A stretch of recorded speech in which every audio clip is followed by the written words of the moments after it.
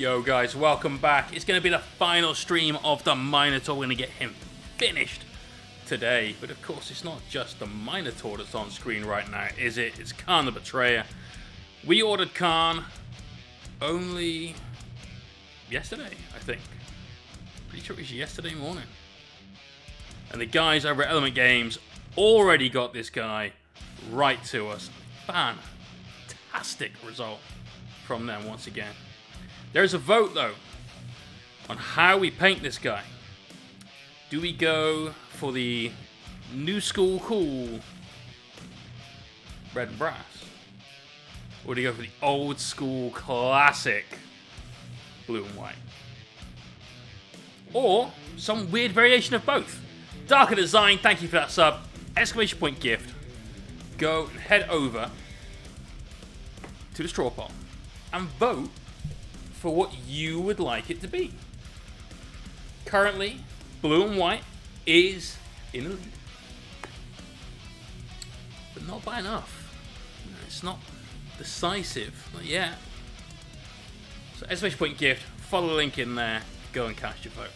This guy is nearly done. We have finished off all of the human skin. We've got the hide to do. We've got all the blue to do, and then a few little bits like some hair and his hooves and so on.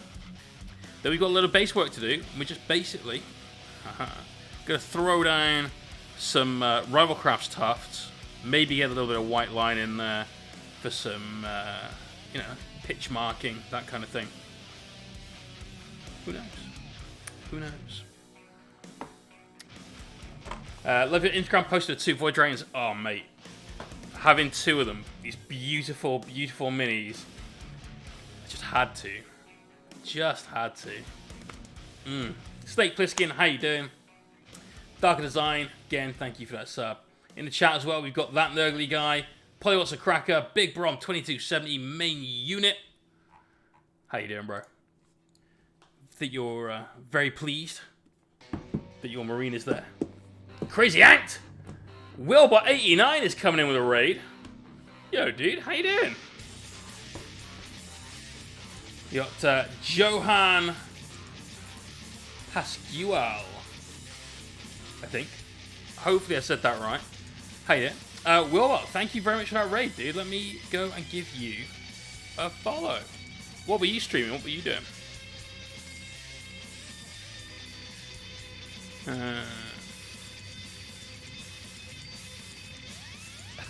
Just looking at it.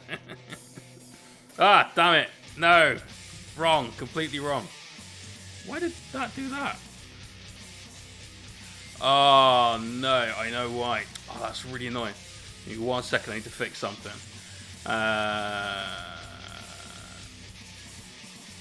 Hang on. Apologies. I changed my monitor setup earlier on today because I was getting pissed off with like loading something and it being on the other monitor, and that was just doing my absolute nut in. So we want display capture. Thank you, display 2. Yeah. So this is Wilbot and his stream. I'm loving that face, brother.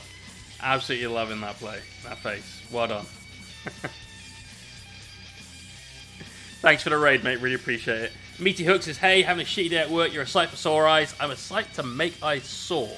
Usually, it's that way round. So, you know. There's an old piece of lore back in the day, 3rd-ish era, that said real OG Roddy has kept 1 armor plate in their original blade. Cute.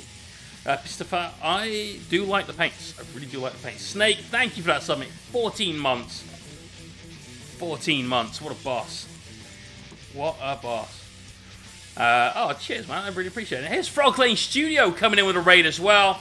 Just started off. 2 raids right off the bat. Frog Lane Studio, how you doing? You got Atlantis 3210, Psychotic 45. Plenty more as well. Welcome to the stream tonight, guys. How is your stream, Frog Lane? Hope you had a good time. We're going to be working on the Minotaur, and we're going to turn this guy into the Laughing Cow right now. Let's grab some of those reds, some of that mahogany. I think we used burnt red. going to be using some of that. And just to help temper it a little bit, the base coat we used for this guy was mahogany from ProAcryl. So let's get both these on the palette, see what we can do for some highlights, get it on. Hicko! How you doing, brother? It has been a while. How's things? Yeah, man, looks epic. Got delivered Saturday. Wasn't home to wait 2 more days. The waiting is the hardest part, man.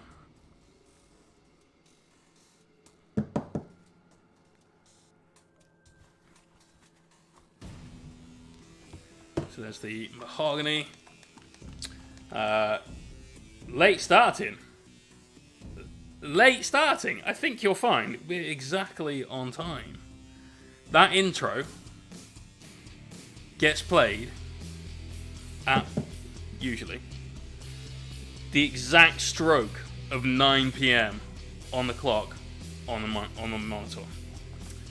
Monitor, not Minotaur. You see where I got confused there, but you know. What's the best color blue for Librarian? I want to go quite bright. How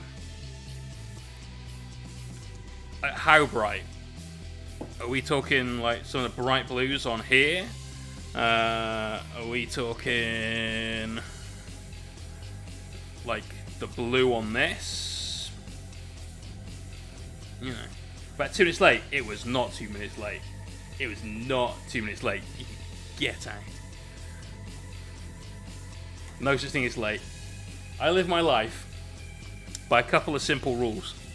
One of them is, if brute force isn't working, you're not using enough. And another one is, early is on time is late. Late is unacceptable. I hate being late. I hate being late. Queen of Venom, what up? So, let's get to it. Let's take a little of that mahogany and a load of that burnt, was it just called burnt red? Probably, yeah? Yeah, burnt red. That's going to give me something that's pretty close to the skin tones. Let's amp that up just a touch. Bring this down and start. And then we're away. On a rich bright blue, definitely not as dark as my Smiths. Okay, go for something like Signal Blue Highlight from P3. Doing an undershade with that, just mixed with a little bit of black. Just from, obviously, the underneath. And then mix in some Geraldine Turquoise from Secret Weapon. Now, it's a weird one of their paints because... this one. Oh, no, not Geraldine Turquoise. Amath Blue. That's the one I was thinking of. This. Because that's super bright, but it's their fantasy and games range. So, there you go. That's the one. So that's exactly what he means to. Hey, he means to start at exactly 9 o'clock. God damn it, that's what time he starts. Don't mess with me, boy. Right, let's get some highlights on here. Now, obviously, we want to make this look a bit like hide, a bit like fur. So we're going to work in some texture using many, many little stippled brush strokes here. So we're using this tip of the brush, but just at the side of the tip. Don't ever stab. That's no good. That will destroy your brush. Side of the tip. That's where you want it. Working on the calf to begin with. I mean, the whole thing is kind of an overgrown calf. There's a pun in there, and someone will see it, I'm sure. Careful with the puns, though. It's like a red rag to a bull in here. What's up, Bob? How you doing? That is not bright enough. So let's grab some of that actual red. And that actual red is damn. Kind of red. Crooked Grin. That is a horrible joke. It's a very horrible joke.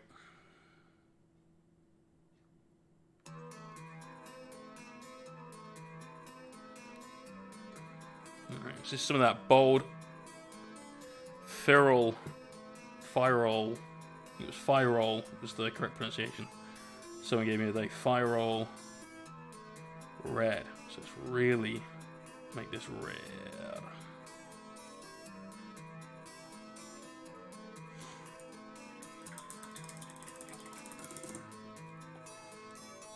Sneaking in during my work day says miss half damage. You little rebel. Welcome to the stream. Hope you're doing well. I hope you don't get found out at work, because that's gonna suck.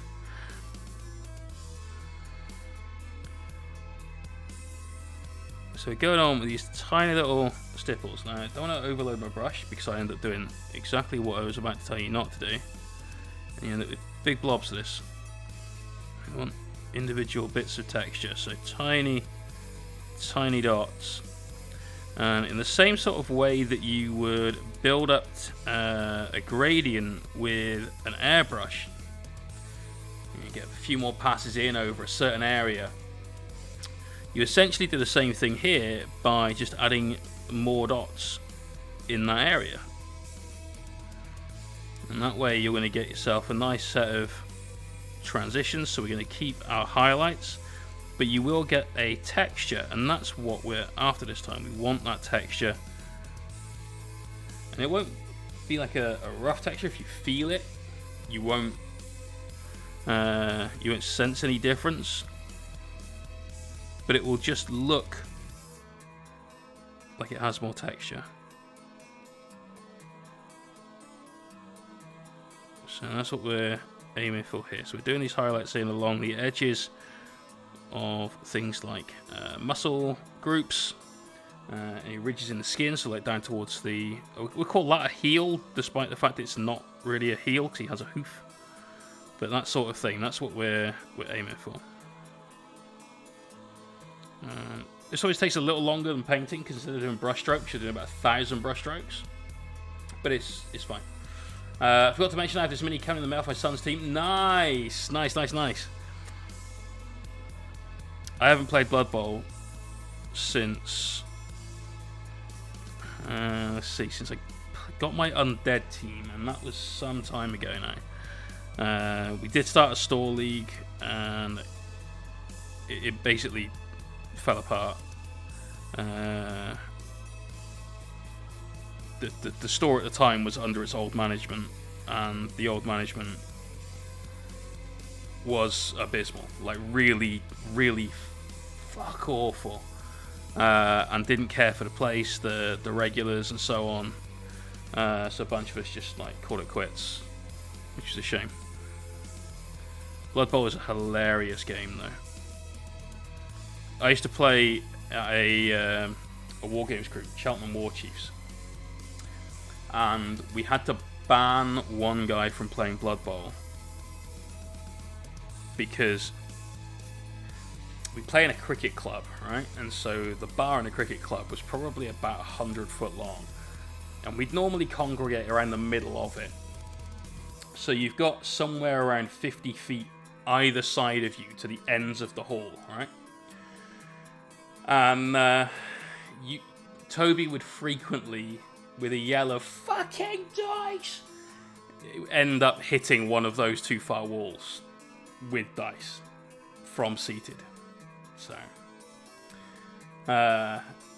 Stop Darts, brilliant Frog Lane. That's an old meme.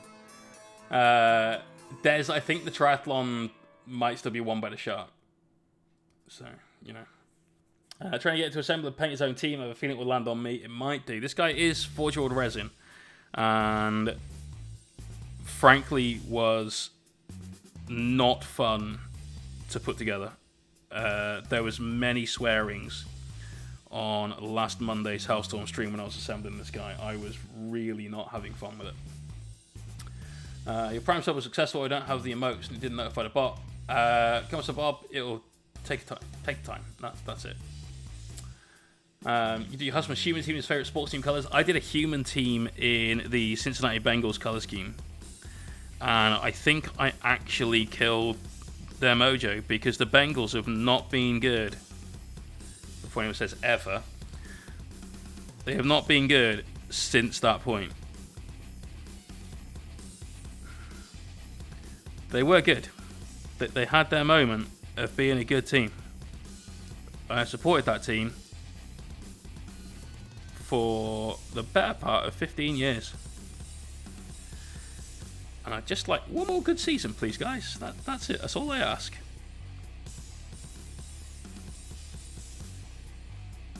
Because they fucking suck. Mate, they have been one of the worst teams in the league for probably 8 of the last 10 years. We had our Carson Palmer days after we got rid of Kittner, where we were good. We were real good.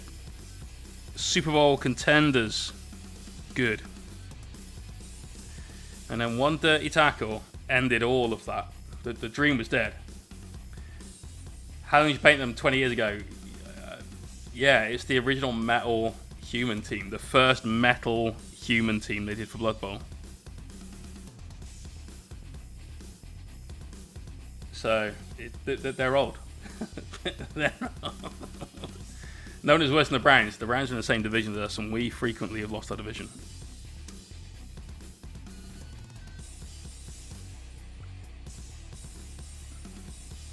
Right, working up into some of the larger muscle groups now. So we've got this big cleft, divot, whatever you want to call it, in the thigh.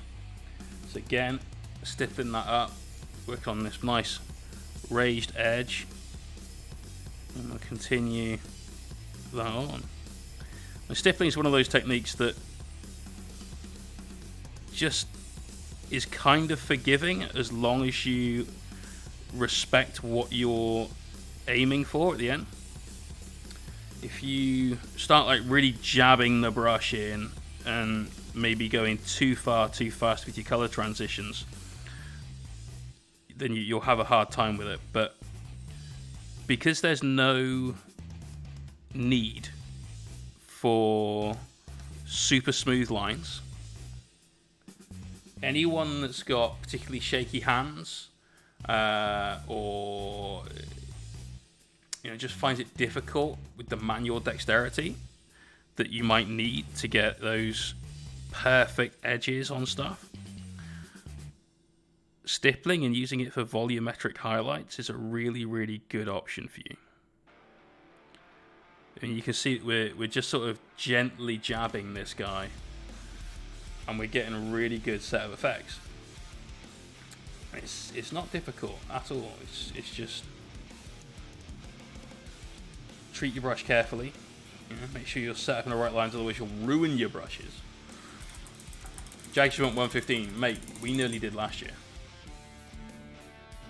It's the one time I've been desperate for my team to lose a game so we can get a first round pick.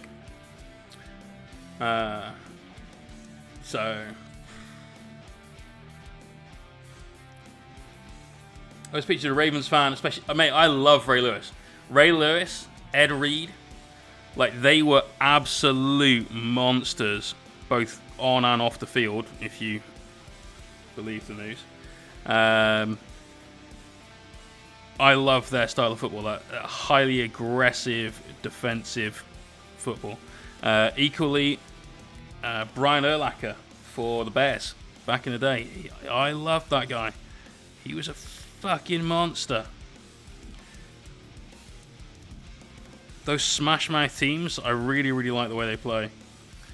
The reason I started off as a Bengals fan was because they were terrible, but they kept playing. They played with heart. Liamski123, thank you for that sub, dude. 3 months, much appreciate.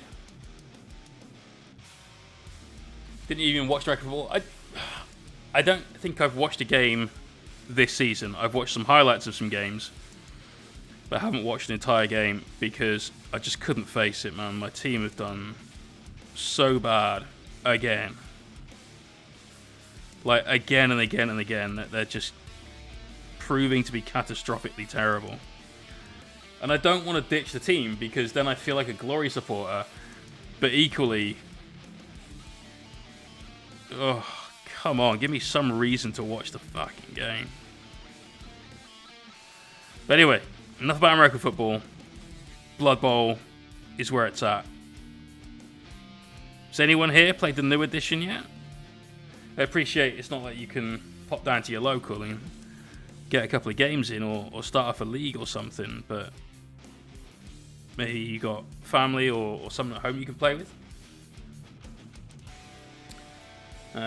Miami Dolphins, mate. I had a Dolphins shirt when I was like 7, I think.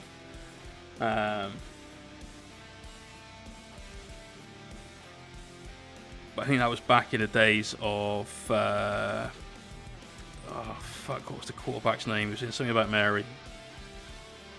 Really, really famous quarterback. I'm not going to remember his name. It's going to bug me.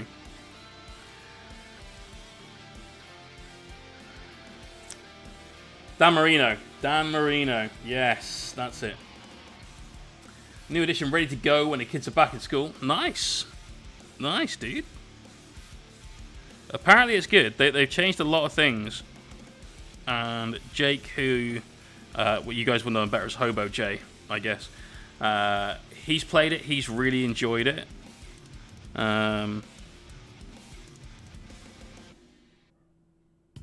He said it's as good as the other editions. There's been nothing in his eyes that's been taken away from the game. That's always good.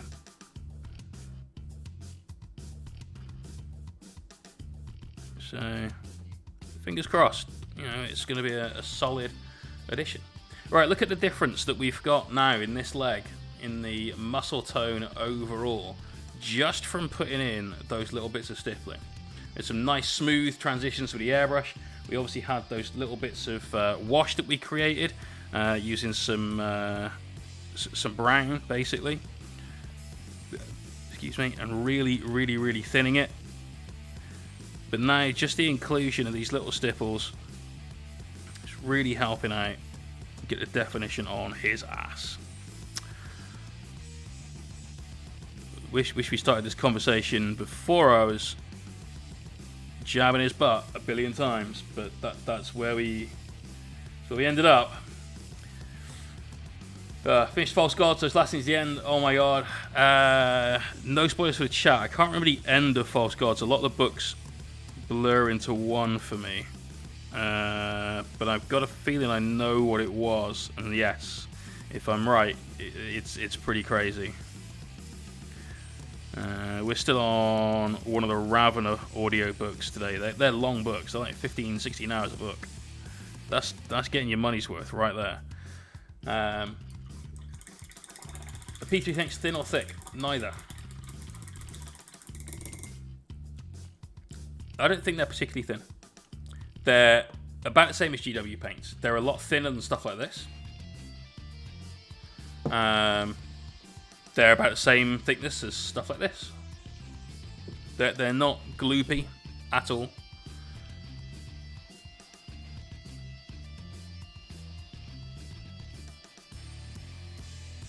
Keep mixing up more of that red colour. Let's work on the other leg.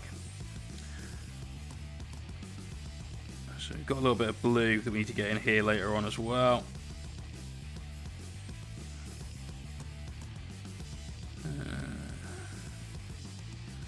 So what have you guys been up to today? Who's been doing some hobby? Anyone that's been following Mikey and his hobby resolutions? Did you get everything sorted for Resolution Mondays?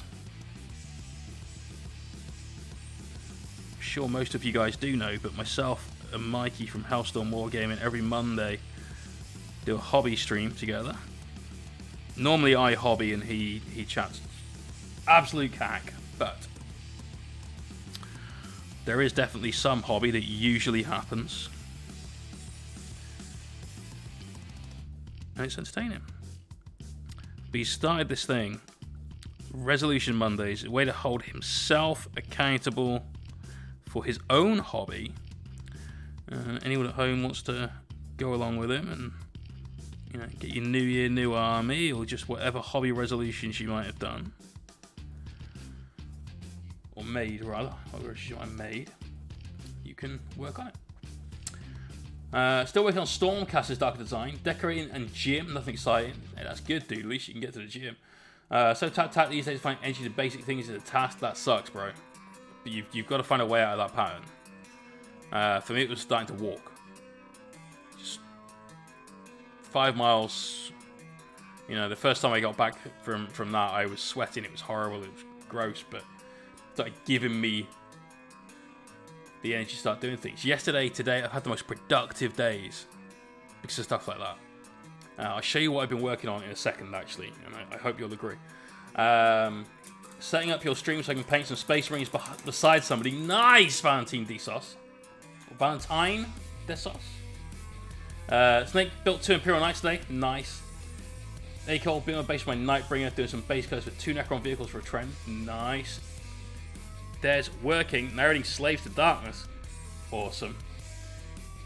The infamous nerd. How you doing, bro? Thanks for getting in touch, by the way. Big Bron putting together some Demon Acts. I like it. So today, I primed the Armiger and his base. So we created our custom base on the Hellstorm hobby stream last night. Did that. But I undercoated the rest of our Armiger.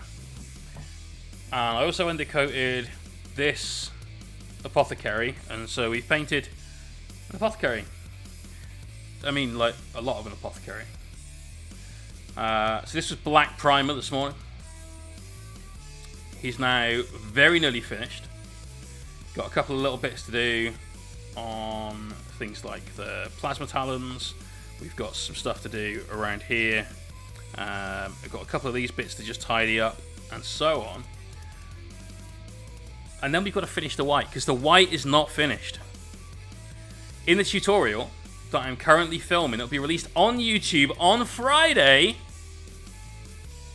We're going to get to this stage of the white, and then I'm going to say, and then I'll paint the rest of the horse. Flump. And then we'll finish off the white, because at least then you can see the difference if you were getting it on that white. All this white, no airbrush. So we're doing a full paintbrush guide on painting white. Frog Lane Studios, peace out, brother. You take care. Thanks for that raid again. Polly said, had a super busy day at work and a deadline. Relaxing my eyes now with cleaning, tiny shoulder pads, and a beer. Hope I don't cut myself. Please don't cut yourself. Everyone, if you haven't already, give Frog Lane Studios a follow.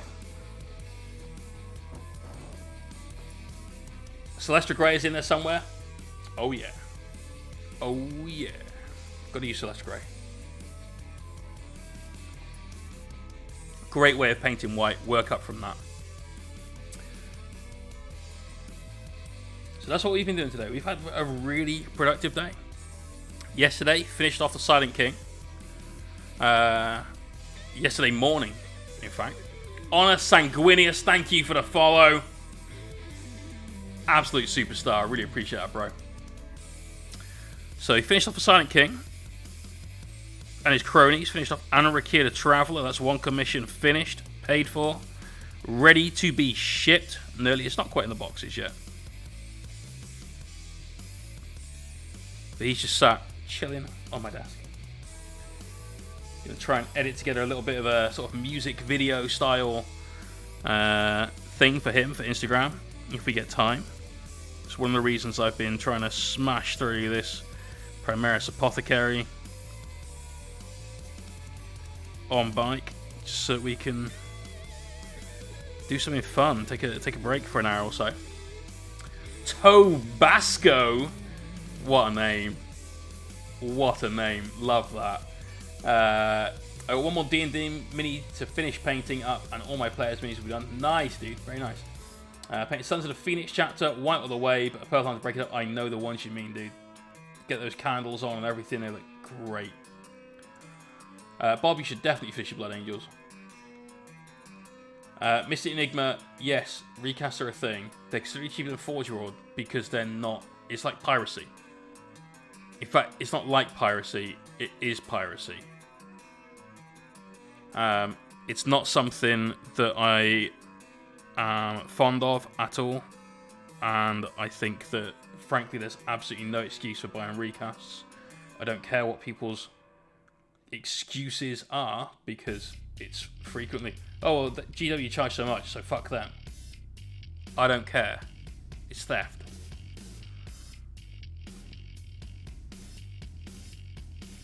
if I could, put it this way, if I could, I would ensure that there's not a single recast anything on a game table that I play at, and I certainly wouldn't allow them at tournaments that I run. I had somebody ask me, I won't name their names, but I had somebody ask me, hey, I got a recast Sanguinius, the Primarch model, how much would you charge to paint that? And I flat out told them I would not paint it at all. Hate it. There's nothing but damage to company whose games I love, and who, frankly, are responsible for me having an income. Valentine, that sounds... Or is it Valentine or Valentine? Which one? If you want to show them off, !whip or !discord, get them in there later on in the stream, bro. Show us what you're working on. Show us how you're getting on with them. Almost always do a work in progress gallery at the very end of each stream, just so you can see what the community as a whole has been working on. Give you guys some feedback, some critique if needed. My stage starter's coming in my way, so I hope you can begin this weekend. Nice. Is it easy spot recast? Some of them, yeah. A recast is somebody has bought a miniature, either Forge World or Games Workshop, and then they have made a mold of that miniature, and then they are pouring their own, usually very cheap, resin into those molds and selling it.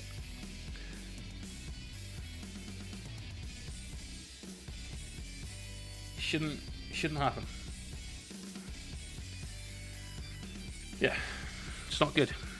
The quality is usually shit.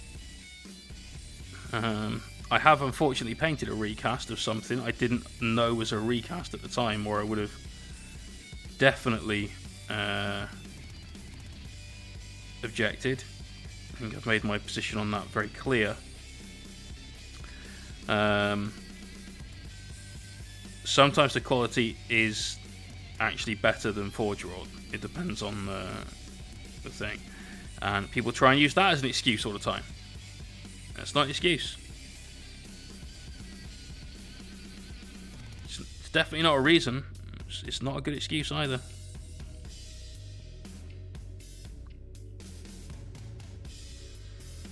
So you can see how the stippling's working out.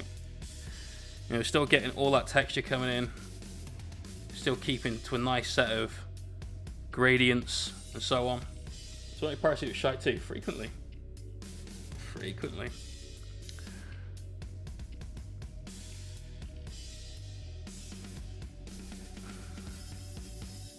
Look, I'm not gonna lie. Okay, I have got copies of Games Workshop codexes before now that have been digital, and I haven't bought a digital copy of the codex, and I'll leave everyone to fill in the gaps on that one. However, any army that I have played, I have had the codex for, I have had the cards for, I have had things like your Psychic Awakening or Vigilus style books, or even back in the day, things like the what was the fucking Baal one? Books like that, the campaign books.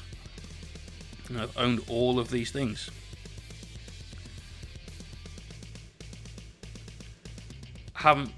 Just haven't bought the codex twice. Once digitally, once physically. And that's not good. And it's not right. I know that. But I certainly would never buy a recast.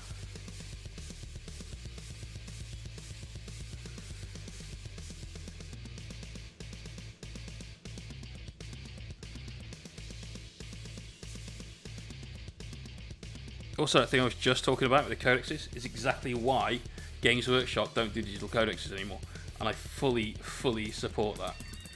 Valentine as in teen. Nice, dude. Yeah, it's basically a case of when I'm at an event and I'm playing against an army that I don't play,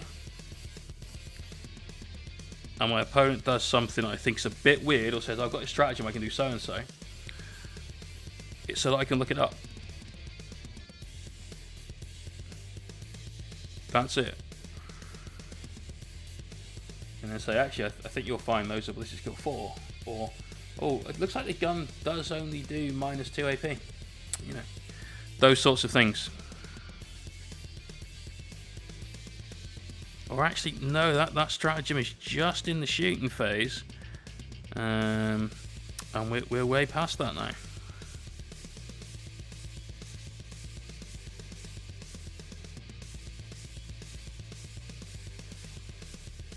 So, looking at Fortune Morning debate, how on earth is genuine? Basically, you have to ask, and then you have to hope that they're being honest. So usually 4-year-old resin is grey, and a lot of resin that is not grey is obviously a recast. I've seen some resin that's yellow, and that's obviously not what 4-year-old put out. Another thing to look for is the tags. I don't know if you guys know what I'm talking about with that.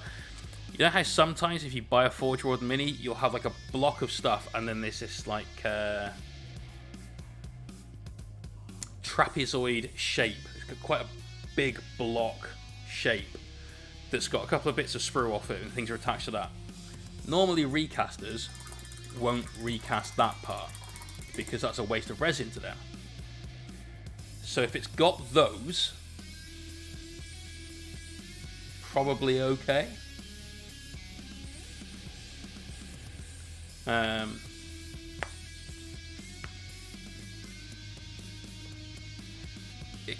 Yeah, I mean, I'd rather they did a lot of FAQs though.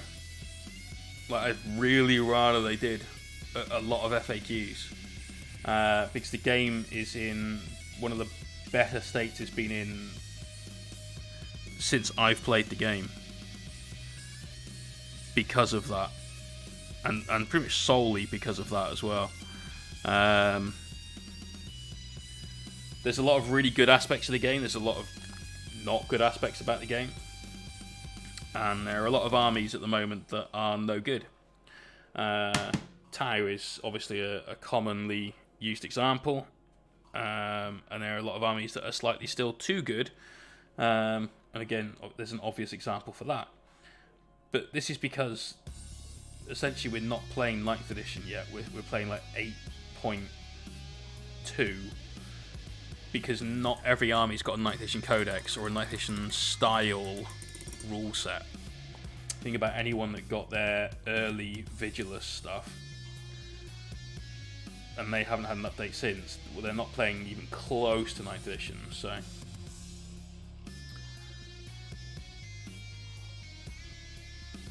I'd pay $50 every 3 years when you do a rules update and get free updates to the points army rule.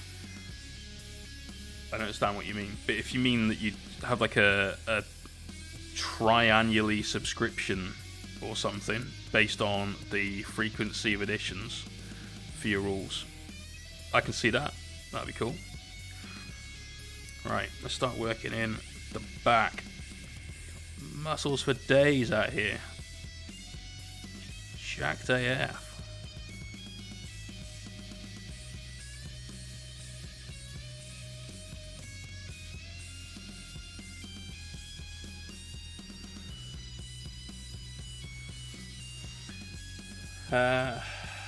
They just need to update. To be fair, like some of those armies, they just need an update. So Death Guard, for instance, is about to get their update. Their codex comes out on pre-order on Saturday, which means in a week and a half's time there'll be a bunch of new Death Guard players out there. swearing, "Oh, I've always wanted to collect the Death Guard army. You know, yeah, I had some of them back in the old days where they were metal plague marines. Yeah, I always wanted a full army of them. I just never really got around to it." There'll be a lot of that. Balancing is different for any... Yeah, balancing is extremely different. And it's almost impossible to get true balance as well. And that's not necessarily something that we as gamers want either. I know everyone says, why can't we have a balanced game? But if the game is truly balanced, and I mean truly, truly balanced, then it becomes stagnant. And so I'm fine with there being an ever-evolving, ever-shifting meta of stuff that comes in and goes out and, so on. Because it keeps things interesting. The game state has been somewhat dull for a long time because there's been very few tournaments, obviously. And also Space Marines are still Space Marines. And they've been Space Marines for way over a year now.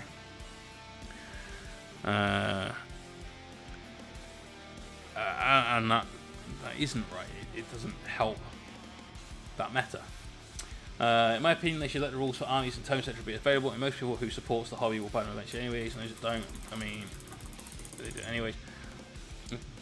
I don't think they're saying that they should be free is the right thing to do, because you still have to support that investment, right? I still think that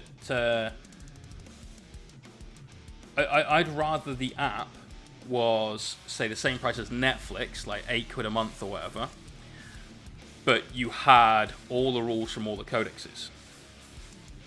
I'd be so happy with that.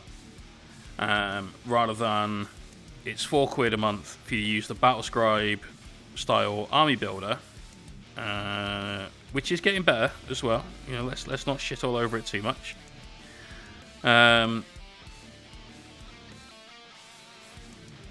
And whatever 8th edition content we still haven't updated. I'd much, much, much rather pay a larger sum, but have all of the information in one place. Because you're going to get that money from me every month, right? Let's say I buy, as a player, let's say I was to buy 3 codexes a year. So I have maybe 4 or 5 armies, and I don't think that's too far out of the realms of a regular hobbyist. Maybe a little bit more than some. But I think if you probably don't have 4 or 5 armies, then you've probably got one army that is the equivalent size of that much stuff anyway.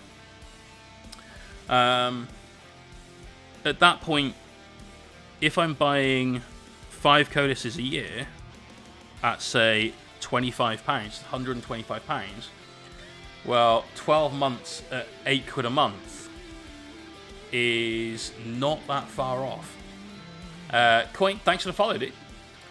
And so I think that would be a pretty solid solution, and it's something that I've been hoping for ages. And once the app was announced, I thought, yes, finally, I've been waiting for this. Maybe it's going to happen. Maybe it will be everything I want it to be. And obviously it's currently almost nothing that people want it to be. But that was my hope and dream for it. Maybe that'll still happen. Who knows?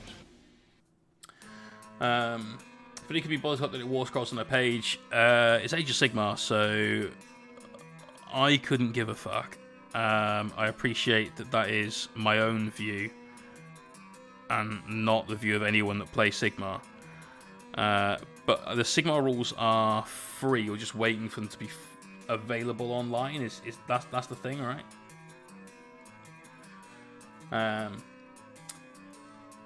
Death Guard have cool colours. I don't play, only paint. Looks nice. I take that's fair. We did a load of Death Guard for my housemate. That's his army. He's been Nurgle Ben for ever, basically. Commissar Bob, there it is, man. There it is. I'm guessing from the fact that there was a "there we go" message on that there was something extra you had to do. But glad we got there in the end, bro. Totally didn't paint that bit of blue-red. Totally did. And yeah, you can see we're getting loads of texture with this stipple effect. Exactly what we wanted. Just had a refresh. Sweet. The Amski, exactly. For those people that have just got 1 or 2 armies, they probably make twice as much. And let's remember, if I said I had 5 armies, it's very low odds that all 5 of those armies get an update in the same year as well. So it's probably a little bit more than they'd make anyway. So all round, I think it's a no-brainer. I think they should still sell the codices as well, because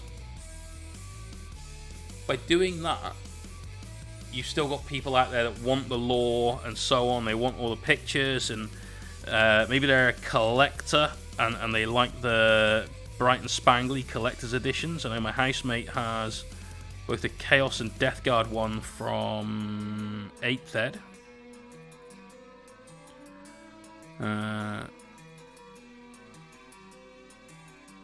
So there's, it's every reason they should sell physical books as well. And some people just like to have the book too.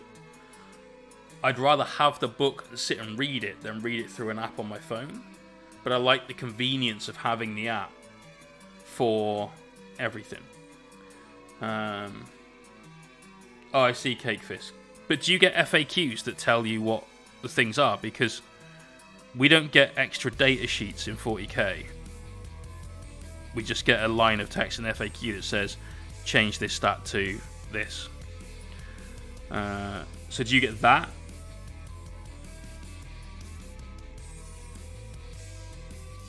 I assume that you do. Otherwise, there'd be nothing. You wouldn't know that something had changed, right? So you've got to have at least that part of things. So much more than just rules and codex too, like the art and lore. Yeah, exactly. They should always sell those books. And like I said, for someone like me that just likes to have the book sat in front of them, I can sit and read and digest it. I need that. I need that to fully understand everything that I have got. I like to be able to go back and forth through stuff. And part of it as well is just the fact that I grew up playing the game in the 90s when nobody had a mobile phone. No idea what an app may have been in the future. And so I'm one of those guys that just sort of grew up that way and would prefer the book.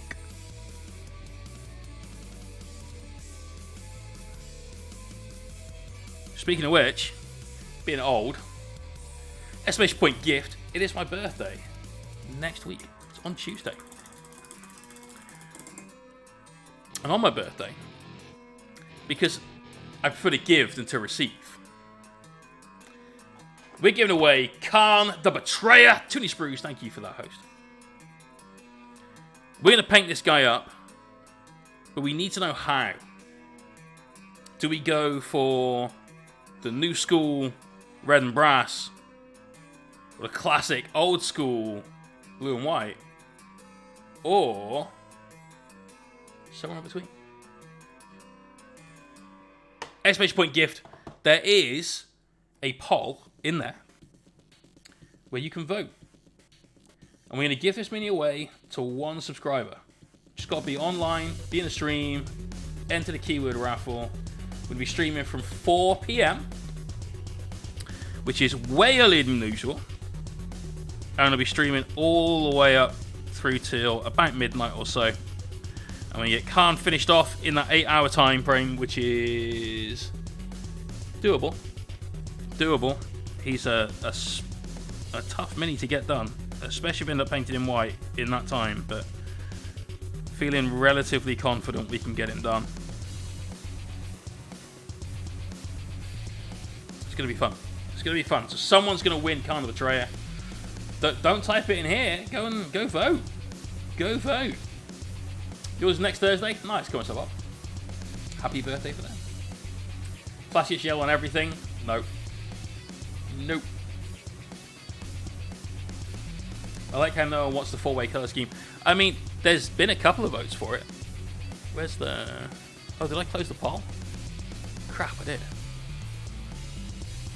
Wait, did I? No, it's on the other monitor. There we go. So, currently, here's the scores. Blue and white heresy scheme, definitely in the lead. Some version of the two combined, about half the votes of that. So, a quarter overall. Red and brass, no. No one wants that.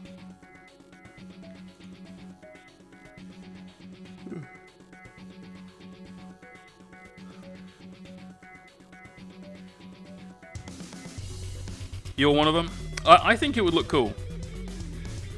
I do. I'm not sure how I'd do it, like exactly how I'd do it. Thoridon! Cheers for the follow. Welcome to the stream. Yeah, it'd be one of those things where I'd have to try and work it out on the fly, whether it was too much white, too much blue, too much red, so on. So yeah, that would be a fun one to do, but that would make the challenge much, much harder as well. So part of me is very glad that's lagging in the middle. Never actually seen that blue and white scheme, so I voted that. Have you not? If you keep your eye on this section here, eventually you'll see a Chaos Knight go flying past. That Chaos Knight was done for the stream birthday back in April. And we raffled that off. So that was a weekend stream we did.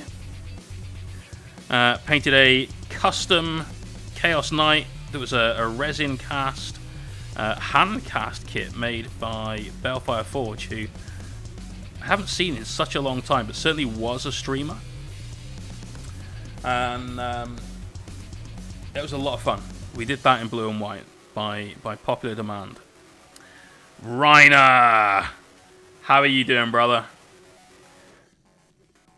It is the Minotaur. We're still on that ProAcryl road test for this mini and the next one, which will be our Armiger, our Knight Armiger.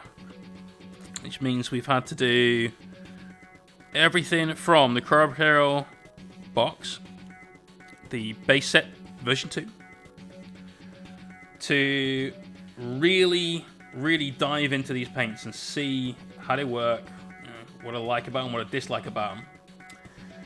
I like the paint a lot, dude. I really do like the paint. I'm not going to lie, though. I wish in that base set there had been a gold and a silver, because it would have saved me about a stream's worth of work painting some non-metallic versions of each of those. And certainly my non-metallic silver is pretty shit. My non-metallic gold I actually like. I think it's come out quite well, but the silver's fucking terrible. Tried to find a quick way to do it, just getting a little bit gangster with the airbrush and went for it. It's passable, but it's...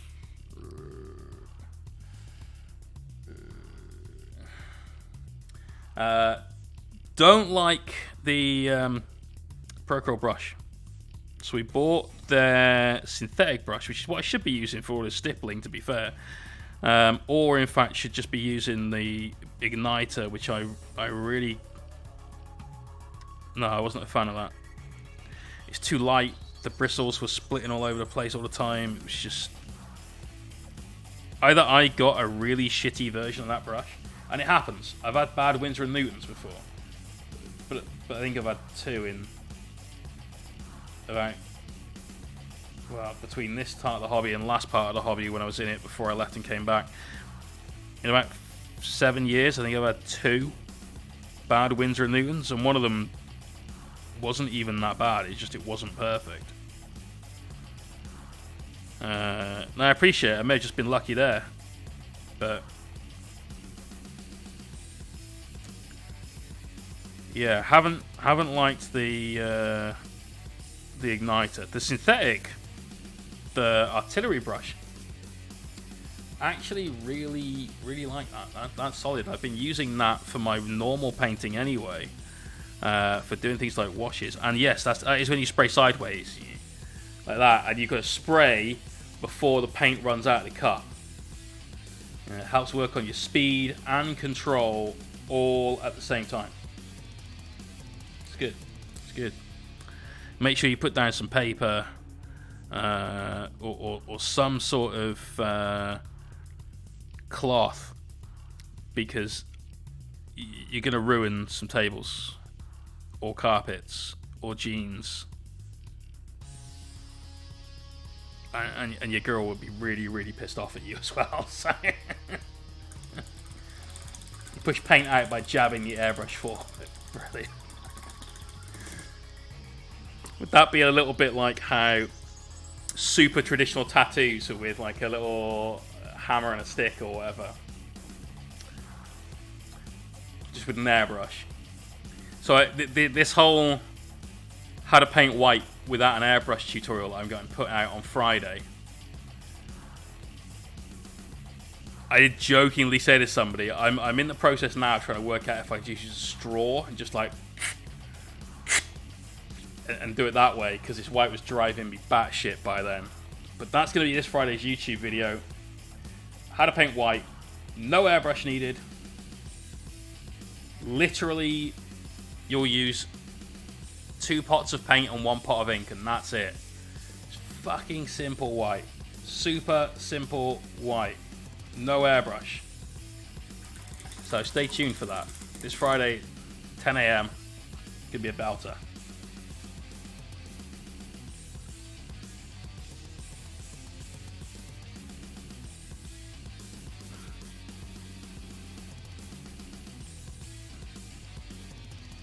So, nearly done on the fur. We just got the head left after this hand to do. And a little bit just at the back of his neck, top of his shoulders area. And then we'll do things like the eyes, the hooves, and so on.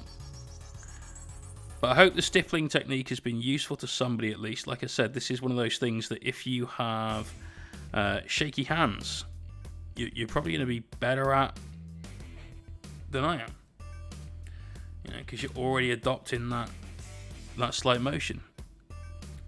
But it's certainly anyone that finds it difficult doing extremely neat brush strokes, this is an option for you. Just don't use the tip of the brush and dab down. Use the side of the tip and just tap it, like so. That will be YouTube, dude. We did the Patreon vid Friday just gone.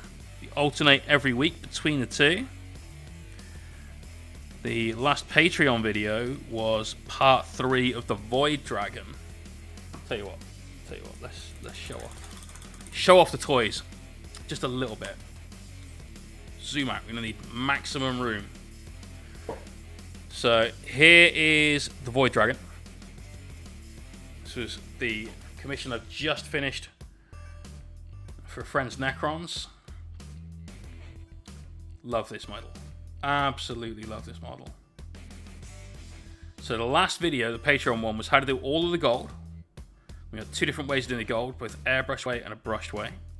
And how to do all of the glow. So all the purple glow, things like the spear tip and so on as well. All of that was in that Patreon video. This has been a 3-part series, how to do the Void Dragon. Part 1 and Part 3 on Patreon. Part 1 was the skin and the corrupted look. Part 2 was the Blackstone, the Blades, and the Bone style Necron. They all went over on YouTube. And the Silent King, who got put together yesterday morning. Oh, he's such a fucking beast, this guy. Still haven't put a photo of him up on Instagram yet, because I want to do like a photo montage to music, but whew, what an utter beast of a model this thing is. Just so much going on. Love this little captured Catan.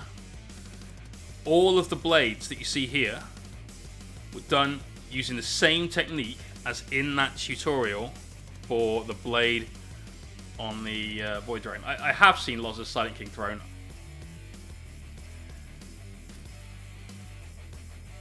I don't think it's as good as some of the other stuff. There's some really thick highlights on that. And I like her stuff because normally it blends quite well towards that bright highlight. And I think she's tried something different on this, but yeah. Oh, there's Warhammer Community gets tagged in fucking everything. I love my shit being on their show. But yeah, there he is. One utter beast. Again, the gold technique here. Same one as you will find in that Void Dragon video. The black stone that's all over this guy. Same. Another purple glow over on Patreon. That gold is some of the best gold, I think, that I can do. It's a brilliant, brilliant way of doing gold. Uses some true metallic metal tips in there as well to really make it shine.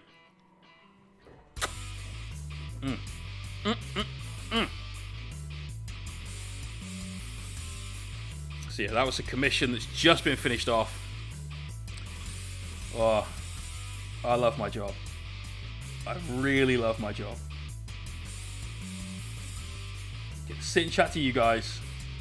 I get to paint the coolest shit. What isn't to love about any of these things? Comradeson, how you doing, bro?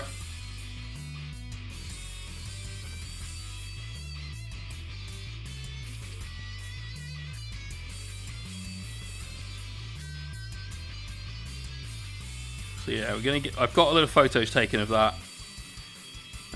Just want to get some music and have a little bit of fun trying out the things that I've learned editing to create a little bit of a photo montage to music. Get him up on Insta.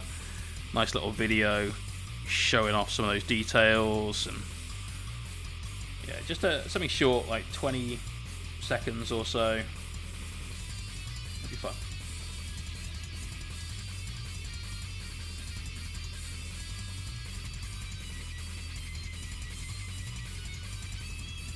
There you go, loads more stipples. We've done about 8 trillion brushstrokes today.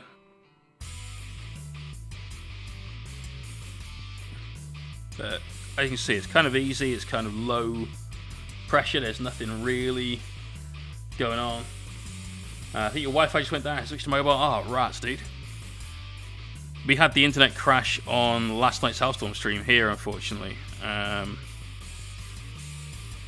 It just died. And it's obviously really annoying when it happens just in general. When you're broadcasting and you suddenly go off air. Oh, that's a killer.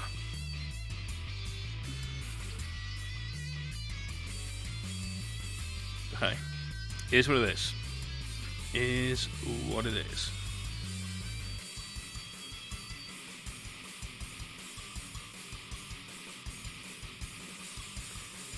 Which paint scheme won for Khan? It's still going, man. Exclamation point gift. Go and vote. We got a different set of info in that command now for today's stream. There's plenty to do before we get around to painting Khan. We need to work out what basing scheme we should or could do for him as well. Remember, haven't done any of that yet.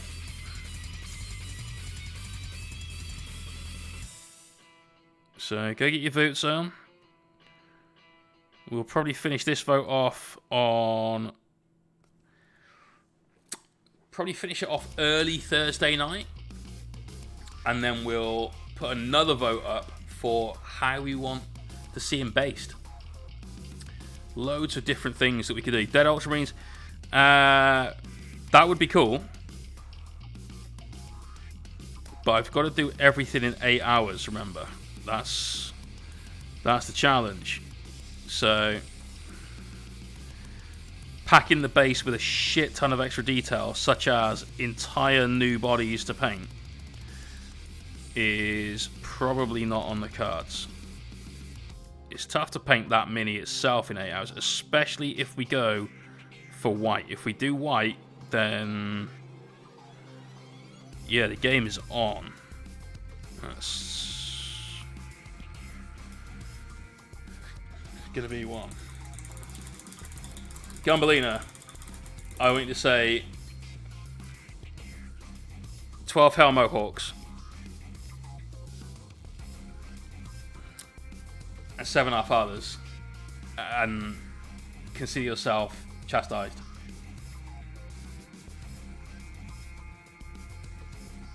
There shall be no dry brushing. In fact, I haven't dry brushed this year, and I might not. You know? Dead Ultramarines would really suit Khan, you're absolutely right. It's called Khan. Does the Legion have some? No. You know, Khan, Kharn. Different spelling of Khan. Paint him white in a base red marble. Ooh. Has he got... Is he stood on usual bricks and shit that Games Workshop provide? Don't know. Unclear from picture, but he maybe stood on bricks.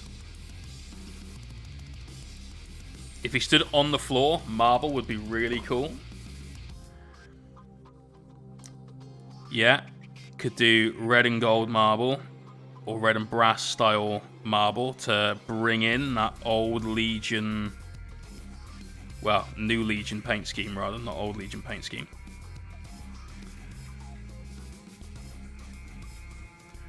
That could be fun. Also marble. That's fun to paint. You guys have probably seen the YouTube video I made, how to paint marble fast. Good video, that. Good video. Yes, Khan is a rank in the White Scars. You're absolutely right, mate.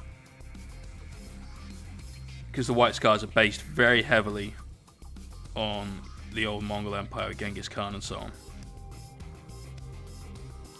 In terms of their look and their lore.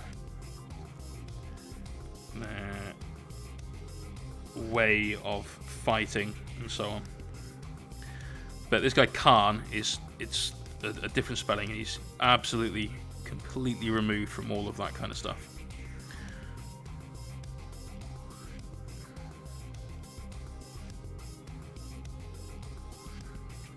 He's one of my favourite 40k characters, especially in 30k, actually. Skulls has been done a lot. Skulls has been done a lot. Mr. Engman, no. What's your consensus about the paints? Janelson! So, I really like the paints. There are some that are not as good as others that I've used. For instance, their yellow I still don't think stands up to Flashgit's yellow. It doesn't have the power, which is crazy because Flashgit's yellow, it's been around for so long now that you'd think that somebody would have come up with an alternative to it, but it appears currently not. Their red is not as good as Khador red. I would much rather be using Khador red base than bold virile red. This stuff. However, I think I prefer their black to Thramar black, which I really didn't think would be the case ever. I thought Thramar black was like the one. So yeah, there is some absolute fucking gems in this set so far. Their white is good. It's about on par with Morrow white. The thing is, neither of those two things are white ink, and therefore it makes the white still a bit meh. It's good. You know, it is good, but you just can't do with an acrylic paint what you can do with an acrylic ink. The makeup is different enough. The pigment is obviously much finer in that acrylic ink. It has to be. And the suspension that it's in, the medium, obviously alters the paint quite a lot. I hate the bottles. Still hate the caps. They have not grown on me yet. They probably will. And Jason might be completely correct in that they are the most efficient way of keeping your paint sealed and will give you the least amount of wastage of any solution to put a cap on your paint. You might be completely correct. His paints, he will know. The fact that he offers a load of different caps means that he knows that they're a bit of a pain in the ass. And in fact, he said as much when we last spoke. It took him ages to get used to them as well. But when he did. Argyle, that's the one, mate. Yeah. Really good story, that.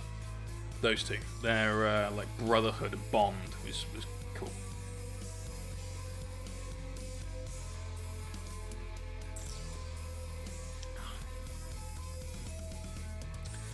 Mr. Enigma, can you do me a favour then?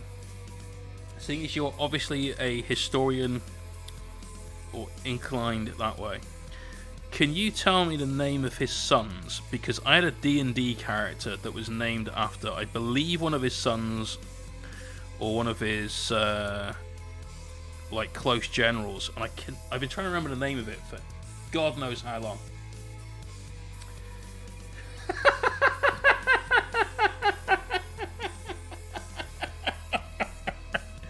Gumblina, that's brilliant. Hail Mohawk, full of grace, the Lord is with thee. Blessed art thou among Warhammer, and blessed is the fruit of thy ears, Mikey. Valrak, mother of Mohawk, pray for us. Love it. Love it. Well done, dude. Now repent for your wicked dry brushing.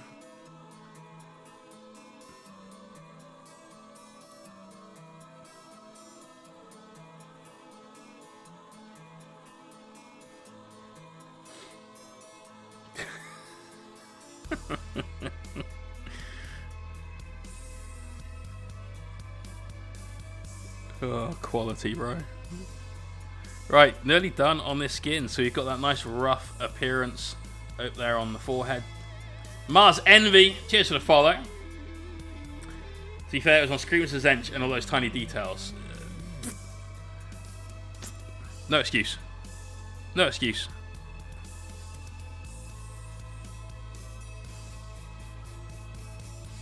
It's the 10th commandment, you know. Thou shalt not dry brush.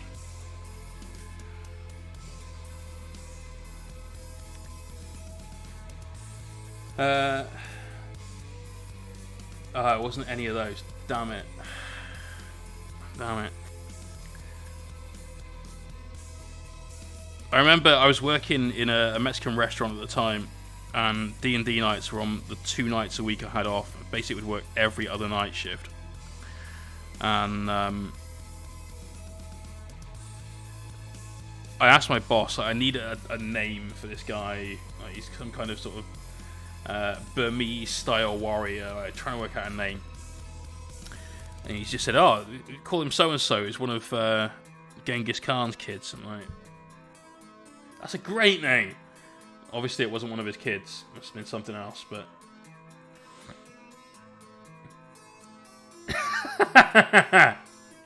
Thou shalt not dry brush, and the penance of balls scratched with cheese grater. That's right. That's right. You got to fuck a cheese grater now. You dry brushed, got to give it to that cheese grater. Right, nearly finished. Last bit of stippling to do. It's taken a while, as you can tell. You know, we're about an hour or so of stippling, but it's given us a nice, very textured effect, which is exactly what we want. It's given us plenty of these volumetric star highlights, and we have quite definitely got the laughing cow, which is exactly what we wanted.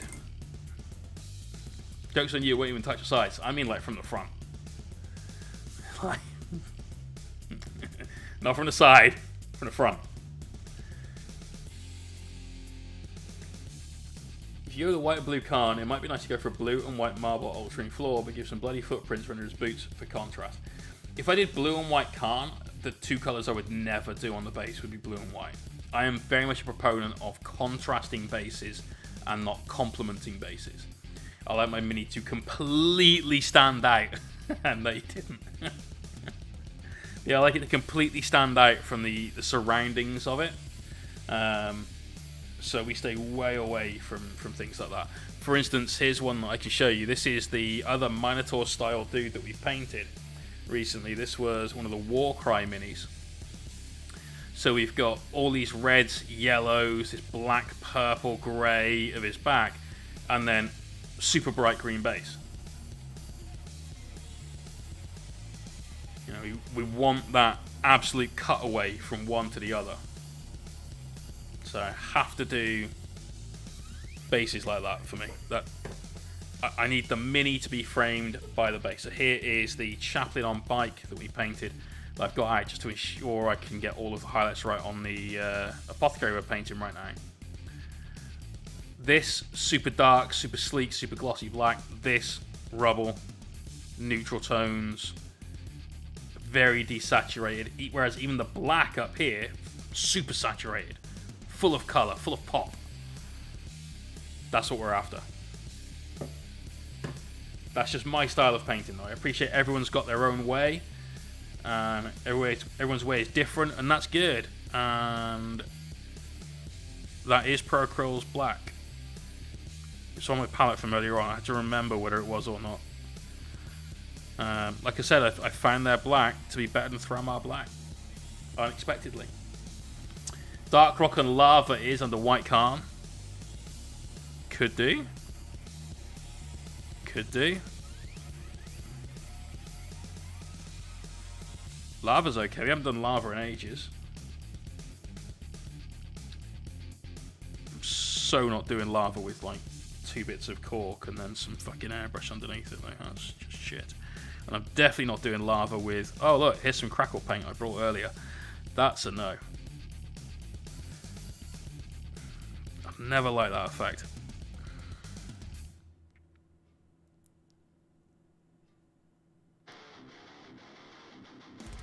We could do lava. Lava could be fun. Doing ProAcryl coal black. Yes, I do. Yes, I do. That's what we're painting with right now. It's super, super matte black. I mean, it's not like black 3.0 or whatever, but it's a really, really good matte. It mattes down better than Vallejo matte black airbrush primer, which is what I normally do base rims with. So a big fan of this. Right, just gonna pop this guy off the shot glass a little bit, ideally without breaking him or the glass. Oh, that blue tack's got some strength to it. There you go. Just want to get a little bit of separation in there so that we can get a nice, easy work on the base rim.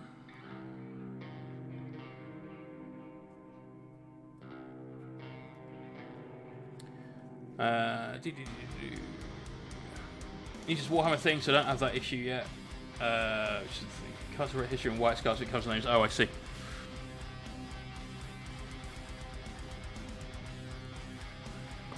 A little bit more of that on the palette.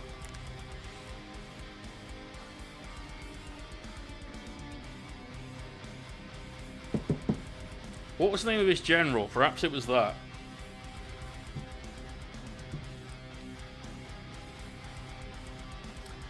I just touched the base room. No, fortunately we missed it.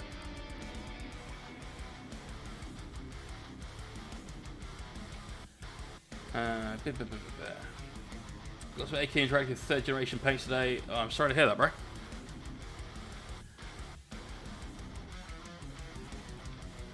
I wouldn't use AK Interactive at all.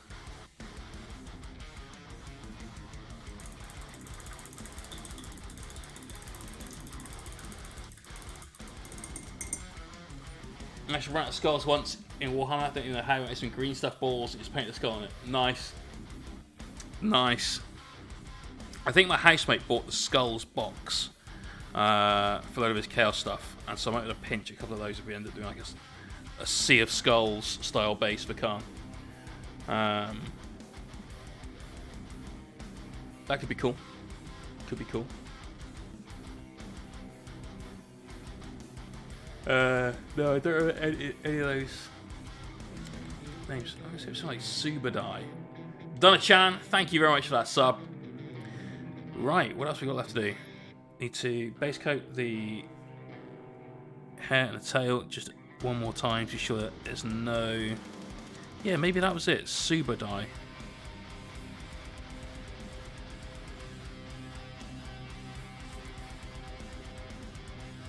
Don't know. It just came out by my missus plays D&D. I was trying to remember the name of the character that I had that we were talking about. Couldn't quite get to it. Could be, yeah. I don't know how it was spelled. I probably didn't spell it like that.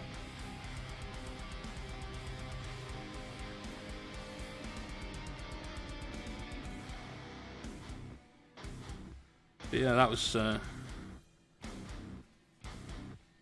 of my D&D characters. He was a monk, which meant basically he just kicked the shit out of people.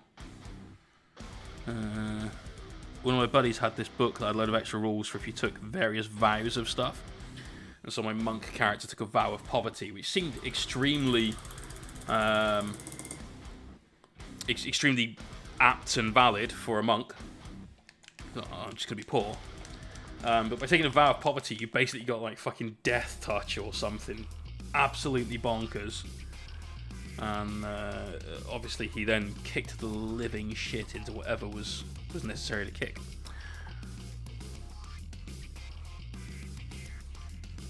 Oh, Christ, what up, bro? Don't put mohawk in your sandwich. You know? Or ideally put halloumi on the mohawk. Don't do that either. Dark Heresy looks like fun. Yeah. I kind of like the sort of smaller scale 40k stuff. This is why I'm really liking listening to the audiobook of Ravener right now. Because it's all the little stuff, like the planets where everything's still kind of shit. But it's the best life that somebody could have. I like all those little stories. They're super class.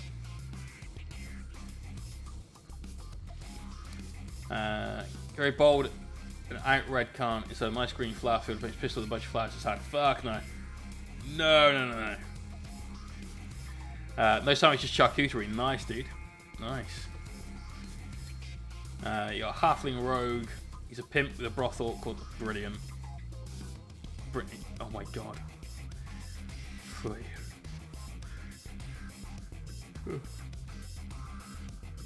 Oh, excuse me. Sorry, I'm very tired today.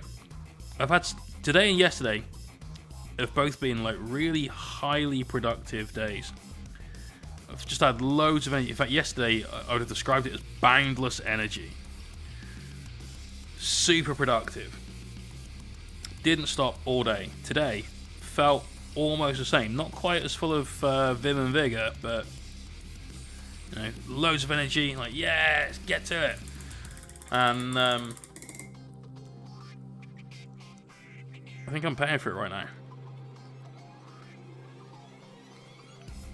Just eating some blue paint. Don't do this at home, but I got it in the wrong place. We just quickly washed it out, picked it up, eating it. It doesn't exist anymore. Done. Take care, bro. Thanks for dropping by this evening. Always good to have you here. Go get some rest. See you next stream.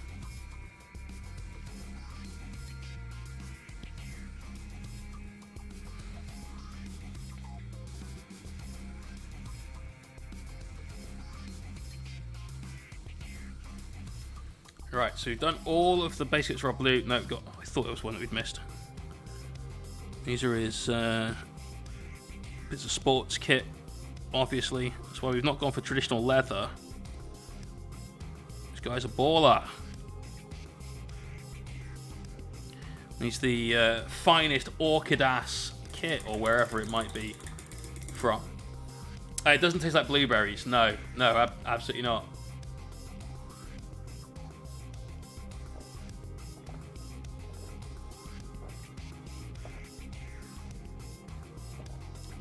God, I haven't seen Twin Peaks in probably 20 years.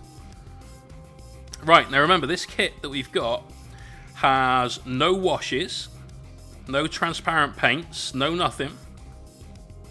And so we need to create our own washes and things to shade with. So we're going to take some of that blue that we've got, and we're just going to try it mixed up with black. So I have a dark blue-grey as a colour, which is not that, or that. It's this dark blue grey. Or dark grey blue, there you go. They just made up something a little darker than that using a mixture of black and blue. We're going to turn that into a wash by just thinning it with water.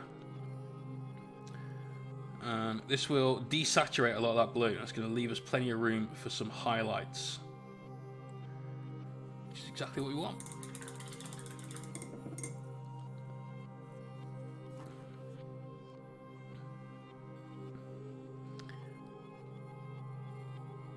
So let's paint that on everything. It will run into any little recesses, but predominantly it's just there to help filter down some of this very bright blue that we've got a little bit. And it should just run towards the bottom of it. Just a little. That's the plan anyway, man.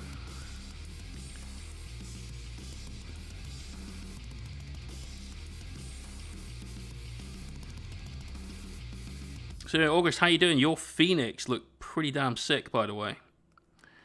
Hope you're happy with it, because I'd be really impressed.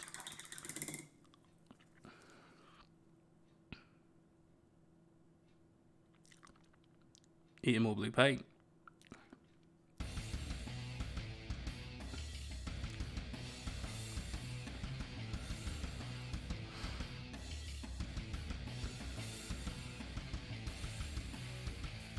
Again, kids, don't do that at home. You know, it's almost certainly really bad for you.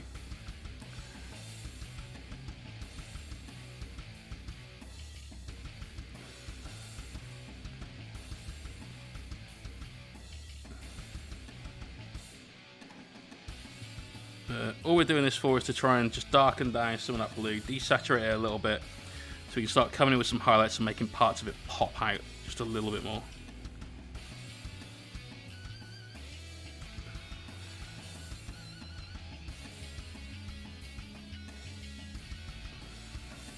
Don't want it to be too much brighter than it was. I mean, you can see the difference between where we are now up here and what we've literally just laid down with a paintbrush. So, you know, there's a lot of brightness that we're taking away with this. We'll probably still end up with something that's around the same brightness, but in a much more controlled way, with it being highlighted on there rather than the whole thing being this big block color of super blue.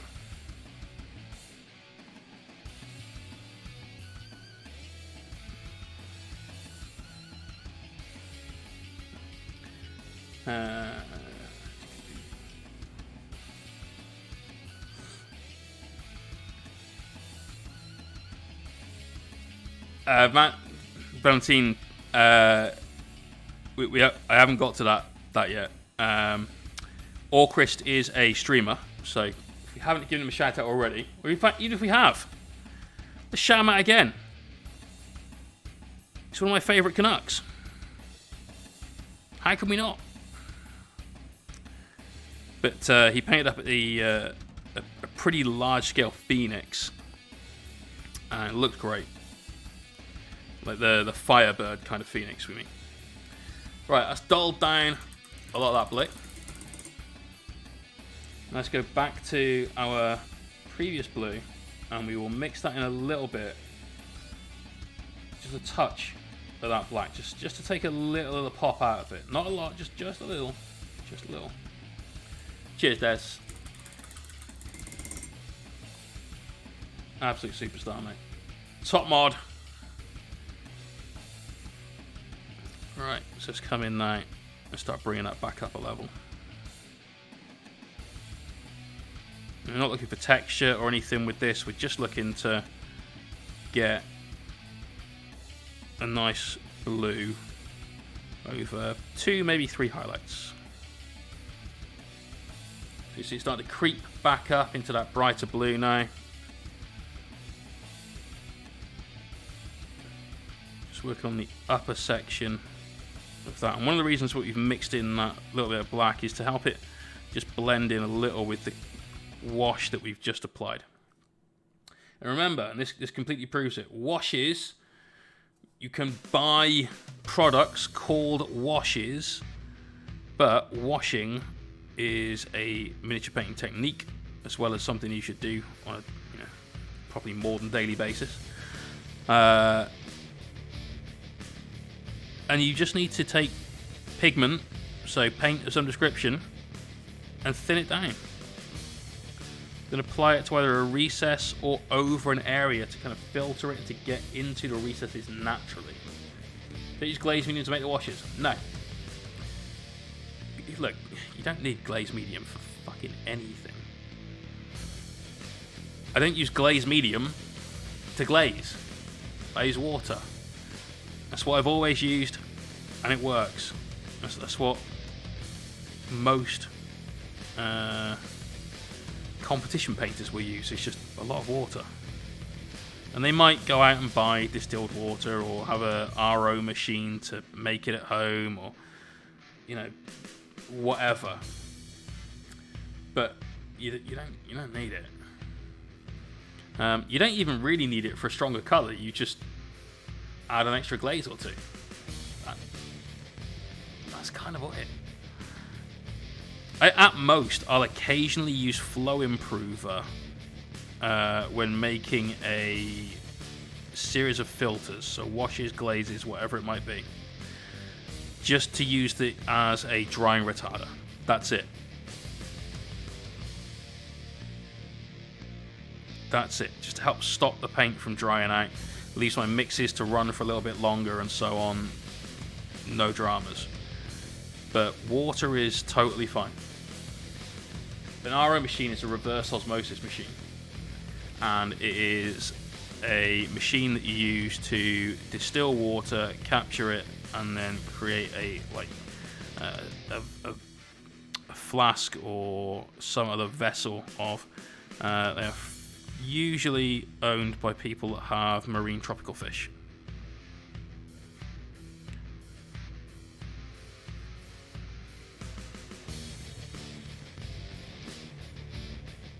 But honestly, water is fine. What's the best white colour? Daler-Rowney. For acrylics, Daler-Rowney white ink.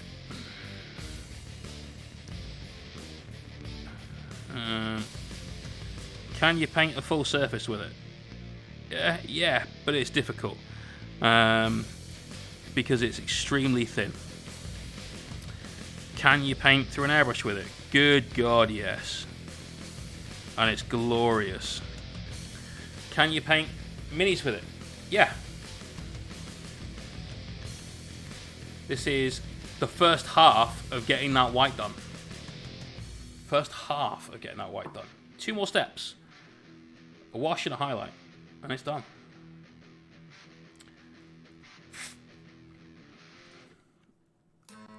Mouth white. Mouth white is good. Mouth white is super good. Except what you mean is Morrow white, because Menoth white is bone. Morrow white from P3 is really good. The ProAcryl white is good. It's about as good as Morrow white, to be honest. There's kind of a negligible difference. We'd have to do a proper side-by-side comparison to work out which one I preferred. But Morrow white is decent. Again, though, it's just not white ink, and white ink has the power because it's the way it's formulated. It's an ink. Right, let's build up our blue a little bit more. So we've got some regular blue, and we want to go in with sky blue. Yeah, sky blue. Sky blue. What do you highlight white with? Unicorn sparkle. You highlight white with white. White is the final highlight of white. Everything else is grey.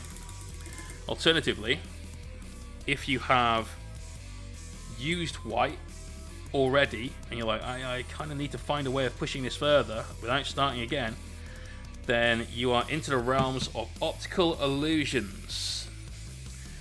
And so at that point, you can highlight white with the barest mix of blue and white. Now, it will never be as bright as white, but it will give you a cold colour, very cold colour. And because people and the way their brains work will decode that and go, oh, it's cold, therefore it should be brighter. it kind of works. It doesn't really work if anyone knows what they're looking at, because they spot it. And then you have the human brains use your reaction to them being fooled, which is that they don't like it. But it's a way. It's just don't paint white and try and highlight up. Just paint grey and highlight up to white.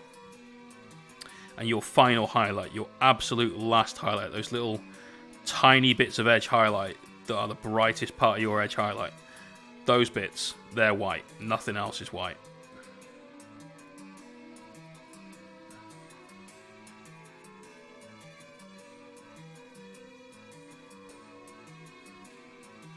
Alright, I'm going to get a couple of little bits of texture. Not a lot, but these straps are looking kind of plain. So just get a couple of little stripes in there. I want it to look fairly new. I want it to look like he's been given well cared for kit. We've got a few bumps in his shoulder pad, you know. Want that to be about the size of it. This guy's a star player. You know. Paid hundreds of thousands of gold crowns per match to turn up and stamp on people's faces. ProAcryl base set 2 is the one I've got. Yep, absolutely.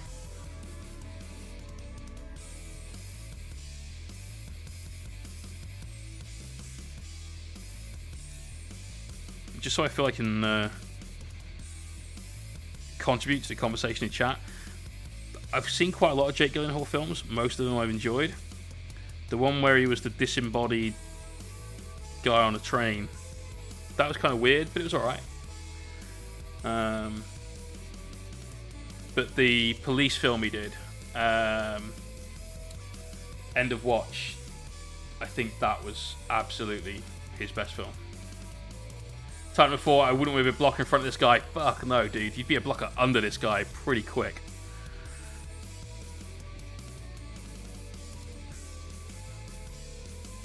It'd be mostly a case of, hey, does anyone remember that guy we used to have on our team? I think that Minotaur's wearing him as a slipper. End of Watch. Yeah, End of Watch was good. I really like the co-actor in it. And I'm frankly just a little bit in love with Anna Kendrick. So anything she's in, I'm kind of just a bit like, oh.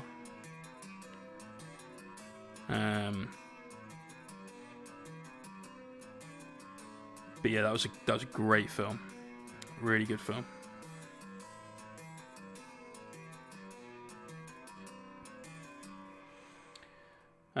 Anyway, good team of Prince of Corn. Way too small. Way too small. A Primaris Marine probably stands well.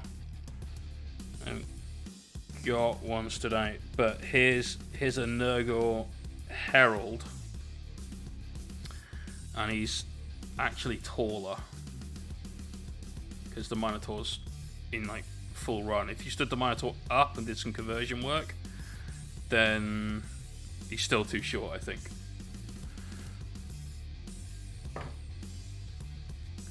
Um, 13 for Dan Marino. No, 30 is my lucky number, bro.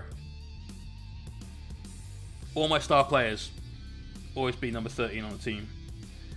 Because back in the days when you could buy star players rather than rent star players, I don't know what the game is at now for that, in terms of how it's handled. That star player was be the cost of several positional players, and so I always put him down as number 13 on my roster.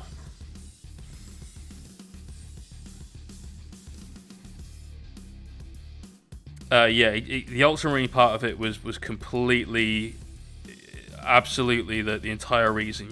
You've seen straight through the charade. Titan number 4. What can I say?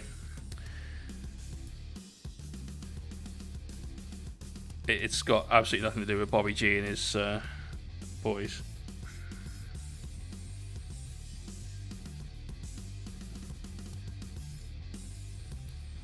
I think we're going to do a little bit more to this Chaos symbol as well, because that looks really flat in comparison. I know it's a brand, That's kind of the farmer has gone into the field and put his sign on his calves, and this guy clearly decided, fuck you, pal, and punted him over the fence. But we've got to do something there. That needs to be a little bit more prominent. What time are we at? We are at 20 to 11. Nice. We're going to get this guy finished tonight then. Definitely. Not a lot left to do.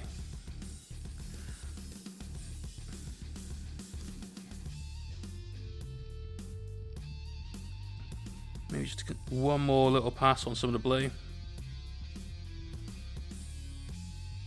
Even more of that sky blue in there.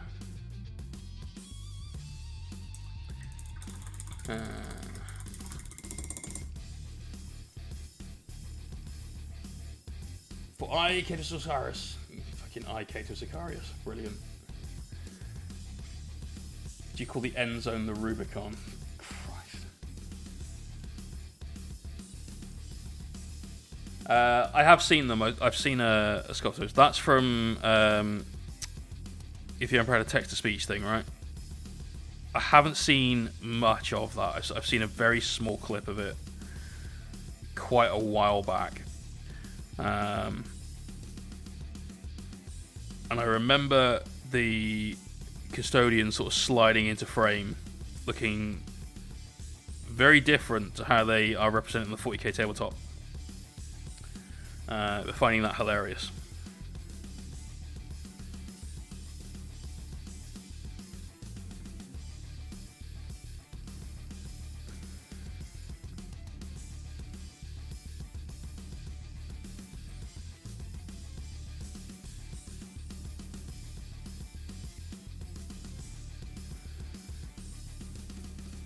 This tiny little highlight of blue, really pumping that volume up a little bit. So Des, if you're thinking of this for your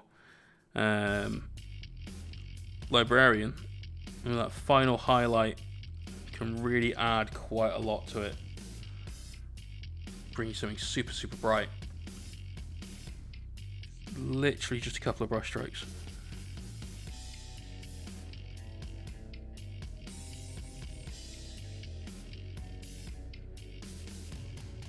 Secret is to keep them thin. If you end up going too thick, like I've done here on his wrist, super simple. Just grab some of your earlier blue. Just paint that out. It's done. Gone.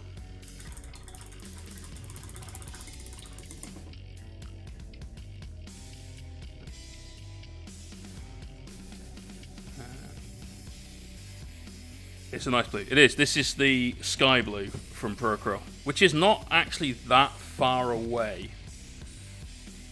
It's probably one step brighter than the Amath blue from Scale.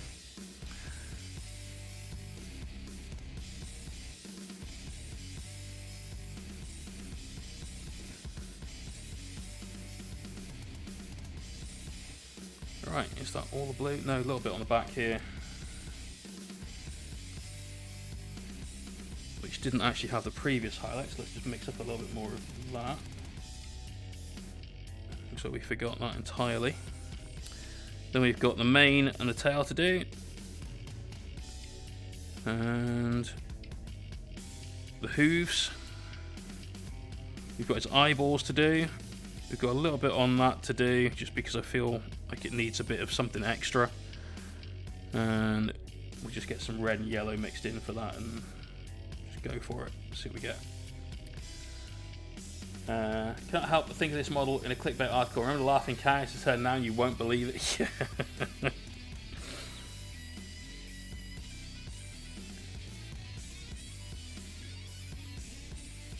No, I reckon this is definitely the laughing cow's brother. Like, she was off selling cheese and he was all like, I'm fed up with living in her shadow.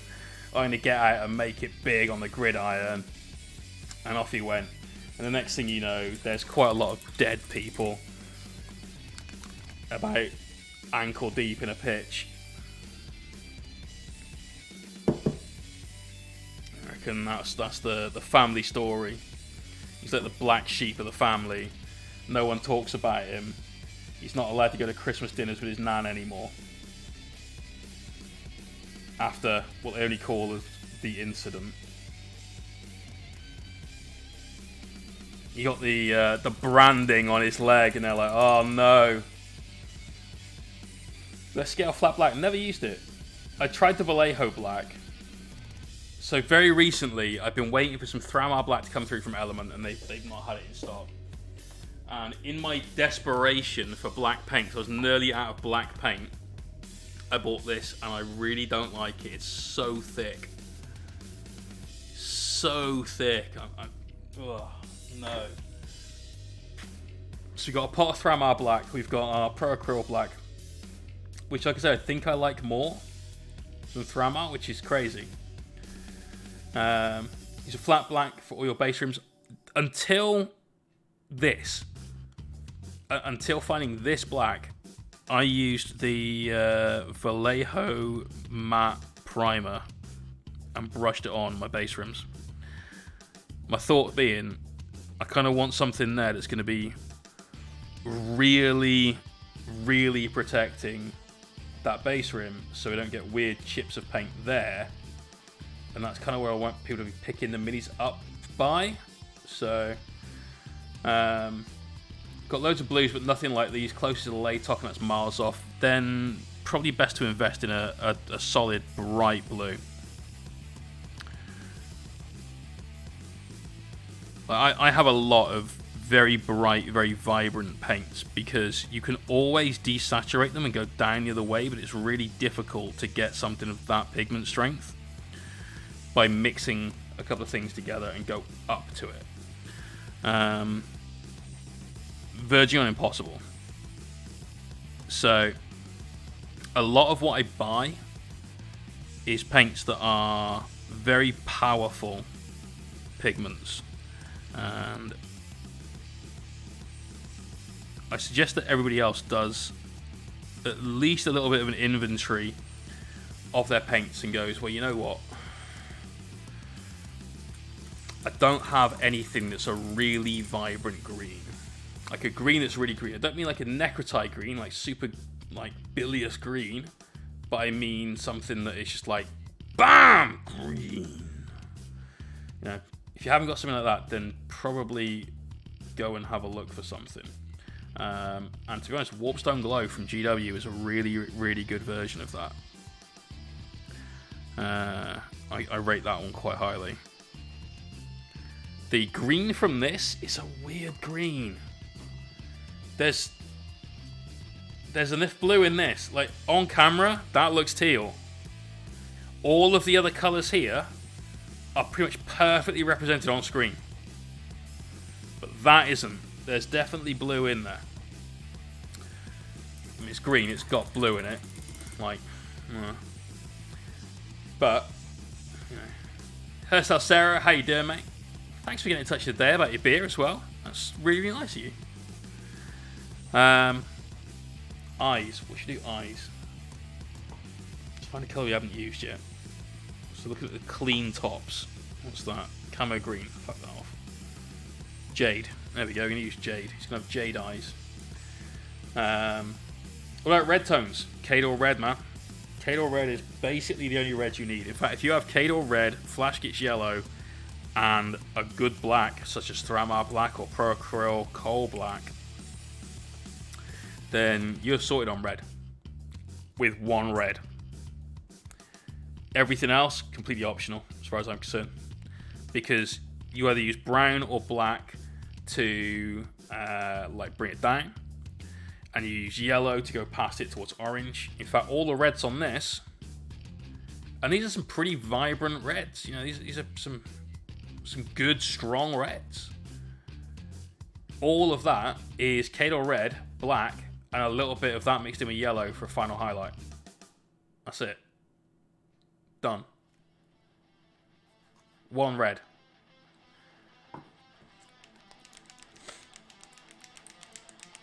Not use Spectrum green, but cool. Or Arathi green, actually.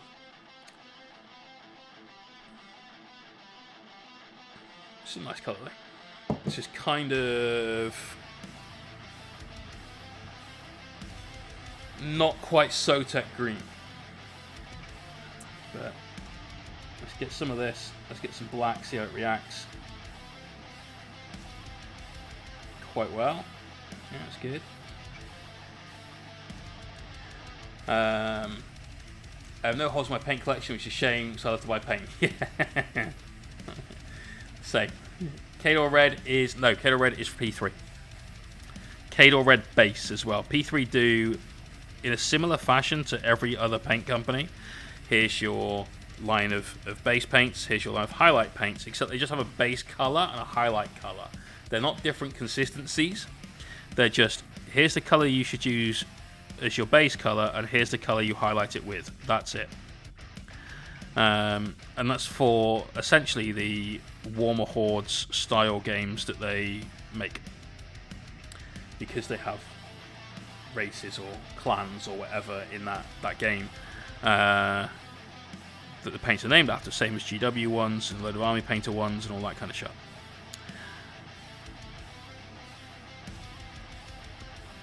I'm a big fan of P3.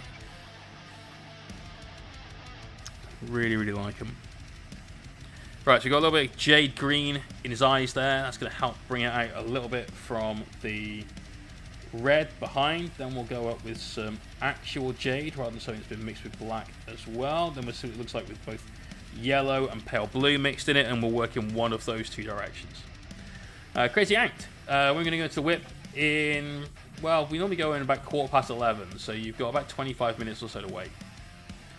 Not going to rush it, dude. No, apologies. You can always watch it back. We put up the streams on YouTube, unless there's a weird encoding error like we had with episode 3 of our Minotaur. But yeah, they always go up on YouTube after the show. There's a nice gallery. Sorry, not gallery. What's the word I mean? Just a record of what's happened on stream. So you've always got something. You can always try and name the streams after what it is that we're painting. Archive. Thank you.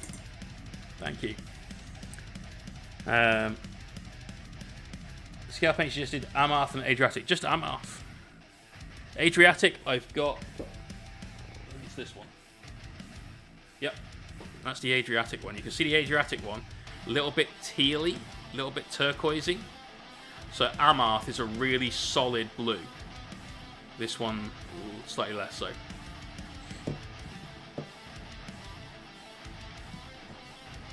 P3 taught me how to highlight blue, Trollblood with grey, Trollblood highlight. Yeah, they're both really good. I've got... Oh wait, no, I've only got one of those, actually. Somewhere in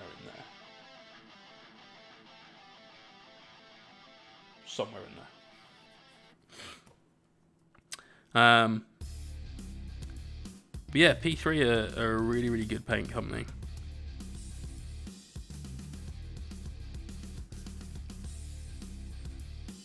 Really like a lot of their paints because they have a really high pigment strength, which to me is important. We were just talking about the importance to me of vibrant paints.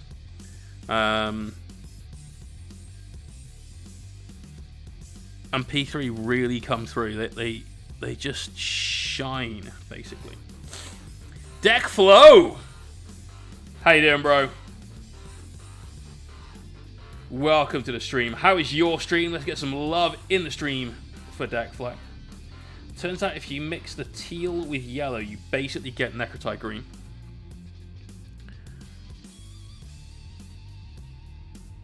So find a little dot in his eyes there for both of those.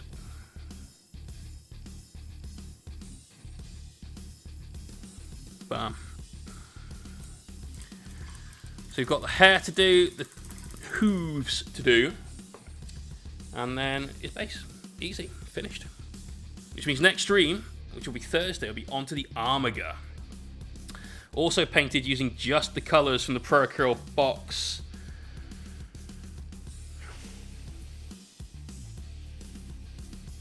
I've got two that I haven't used, I think. Camo Green, Faded Ultramarine, And I'm probably not going to use either of them because they're really not my style.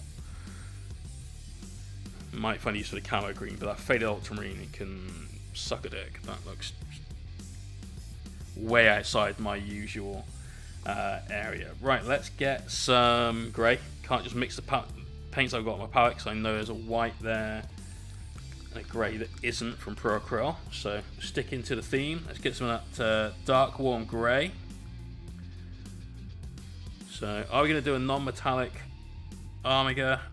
There might be some elements of non-metallic metal. Again, there might be. There probably won't be.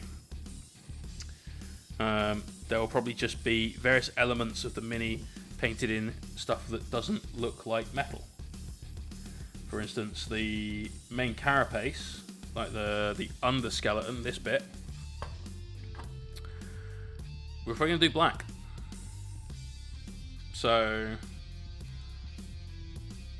absolutely not going to try and do all of that non-metallics because A, I'm not good at it, and B, I think it would look shit, and then C, a lot of that is underneath armor and you won't fucking see it. So am I hell painting all that as non-metallic metal? Here's Sarah, that's awesome, dude. I'm glad. Camo green is your replacement for Dark Angel green. Is it really?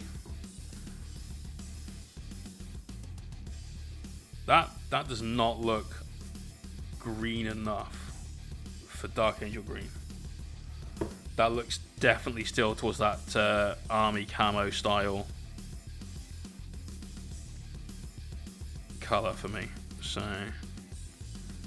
I'm glad you found a use for it, bro. But I'll actually take GW's Caliban green, which isn't as good. I know it's not.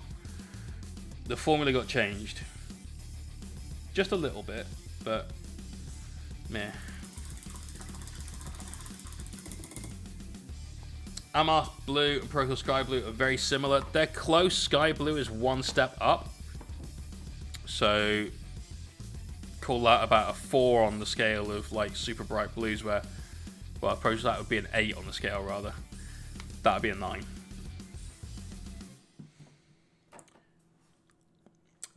No, I'm not looking at the container so much, but the swatches on the front are actually pretty accurate, I found. And that definitely is a bit more desaturated than Caliban green. And that's why I like Caliban green. If you take Caliban green and just keep adding yellow to it, then you'll get this magnificent progression of greens. And that's why that remains one of the paints that I use from G-Dubs a fair bit.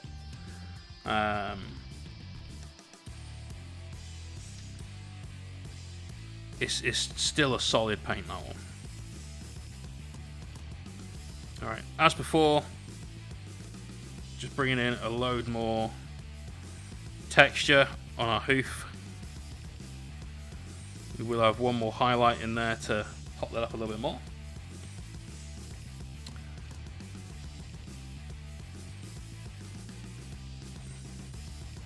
I was really surprised that the swatches are accurate though, because most paints is utter bullshit. Like, it's not even close to what they tell you it's going to look like, and this was actually pretty much bang on over a black undercoat. I was very, very surprised by this.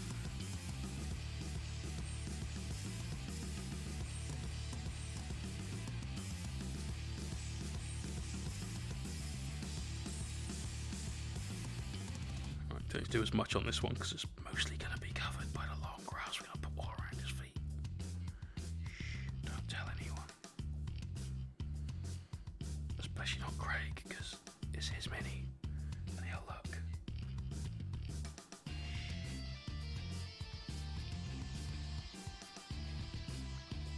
Alright, tail feathers.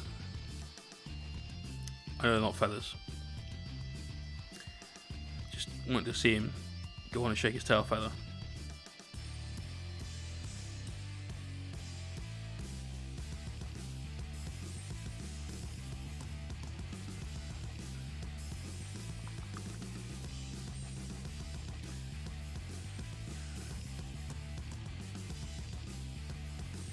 This has been 5 streams, which is nearly twice as long as we normally spend on one of our giveaway minis.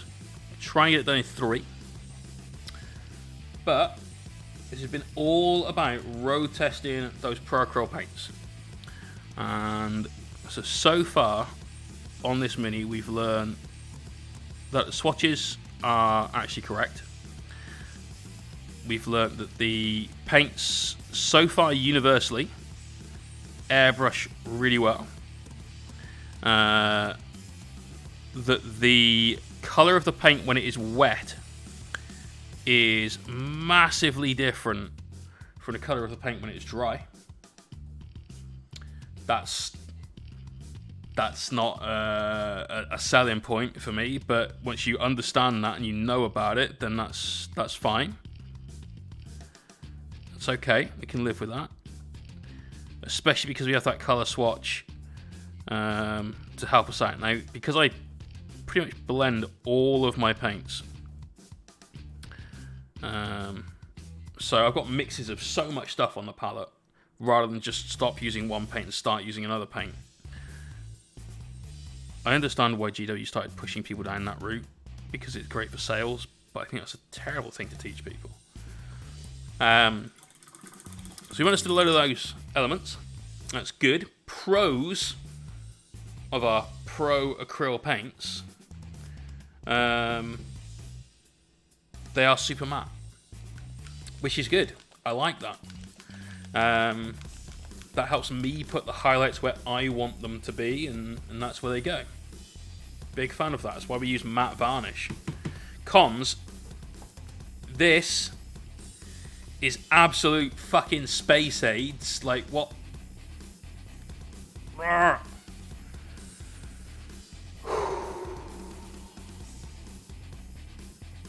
All of the anger at these bloody bottle lids.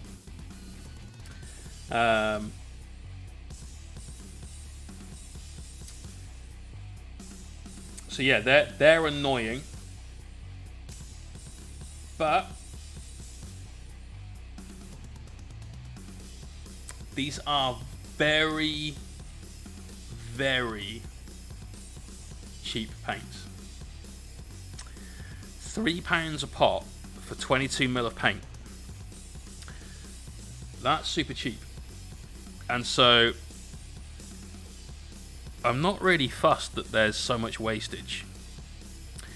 And if what Jason says is true, and I have no reason to disbelieve this, that there's overall less wastage with a pot like that, having that little bit of seepage every time you close it,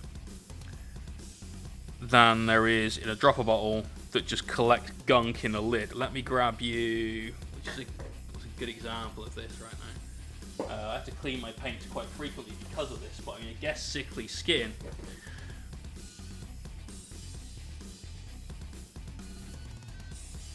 Right. You can see how much paint and gunk and so on is in there. And this one's been cleaned relatively recently. So I know there's wastage there. But the difference between the wastage on a pot like this and on a pot like this is that that's kind of hidden, whereas this is like, look at me, every single time I use the paint, which I don't love. I don't love that at all. So that's annoying. The brush I did not like. In fact, the brush we abandoned in favour of my trusty Winsor & Newtons. Did not like the brush. Didn't get on with it. Too lightweight. I know that sounds really dumb, but honestly, that extra sort of gram or whatever makes a big difference when you're used to working with something. I don't know if anyone's ever picked up a fountain pen or whatever and gone, oh fuck, that's really, really heavy in comparison to my shitty biro. But when you're used to that shitty biro feels way too light to write with.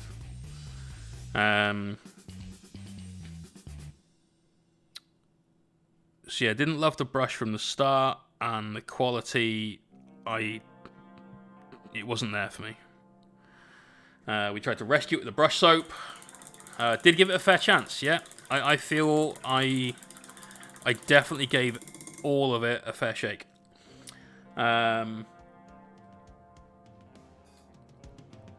Would I recommend, based on this one mini that I've painted and the... Hang on, how many clean lids are? I think there's only 2 clean lids, right? 1, 2. Yeah, it's 2 clean lids. So I've used 22 out of these 24 paints. Would I recommend ProAcryl to somebody if you were going to buy a full set of paints? Yes. Yes, I would. I think the paint itself is some pretty epic stuff. And whilst I wouldn't tell everyone to go out and buy a full set of this stuff now, that if you did, like exclamation point element, that came up at the right time. Oh yeah, and use my affiliate link. But I wouldn't tell everyone to go out and just buy a set of ProAcryl paints, because I don't think anyone should really just buy a set of paints. I also don't think that there's enough here to make it a mandatory purchase. Because if I'm Des and I wanted to paint my bright blue Ultramarines Librarian, I have a bright blue. That's cool. And so I could use the rest of the paints that I've got here to give me a good Ultramarines Librarian. This is solid. But what if I wanted to paint... God, what have I got here that I don't have here? No washes. There's no washes. There's no metallics. And whilst I can paint some, with by that I mean the gold, non-metallic metal, I've never been very good at doing silvers anyway. And certainly on large flat areas, that becomes even harder. So you'd have to buy extra metallics. Then you'd have to buy a load of washes. And I'm just sitting here looking at my Void Dragon, and I know I couldn't produce the same blue skin I've got on that guy on these. I know that. Because I need white ink for that. And I need a specific blue wash for that.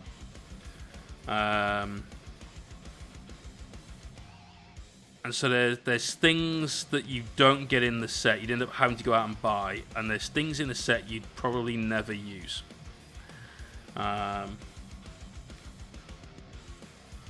So I wouldn't recommend everyone go out and buy this set, but if you're looking at your paint collection, you're thinking, well, I've got a load of army painter paints and I hate using them and I want to replace them with this, and this. This would be something that you could consider. You're still better off probably just buying a load of individual paints, though. Right, let's get the base done. Then it's whip time. And we are done on the Minotaur. Oh, yeah. Let's use ProAcryl as a base coat layer, a thinner paint over like Reaper. I've never used Reaper paints. In fact, I've never even touched a Reaper product, I don't think. At all. The issue is only paint is droppers. I can't shake the problem with paint going over. Yeah, that's basically the trade-off with dropper caps. That's it. If you be a white scar, got enough Smurf librarians. Oh, nice, dude. Nice. So for a scale 75 metallics or a ProAcryl, scale 75 metallics. So, Vanity, you say that, but if you get the right metallics, and by that I mean don't buy the Games Workshop ones. Like, the golds and the silvers on here definitely do not look like glitter. Scale 75 for the best golds. Vallejo, for me, I haven't used the Scale 75 silvers, to be fair. But so far, these are what I'm using for the best silvers. God, they're gunmetal, they're silver. Scale 75 speed metal, though, that is a banging silver, but it is basically metallic white. While I'm grabbing some tufts, guys, exclamation point gift. Go follow the link in there to a poll that we are running for... we'll go with that. for how we're going to paint our Khan the Betrayer model, which we are giving away. I'll tell you what, actually. I'm trying to get through these for ages. No, I need those for the nights. We will not use the Rival Crash Tufts today. As shocking and as sacrilegious as that may be, I have some other Tufts from another company I've been trying to get rid of, and so here's a great time to use them. But currently in the lead, the blue and white heresy scheme. Not by as much as earlier on. Actually, that ratio has changed a bit. Right, big glob of this on the base, like so. Is this going to stick? No. And this is why Rival Craft stuff's better. This doesn't stick, which means we're going old school, cheaper super glue.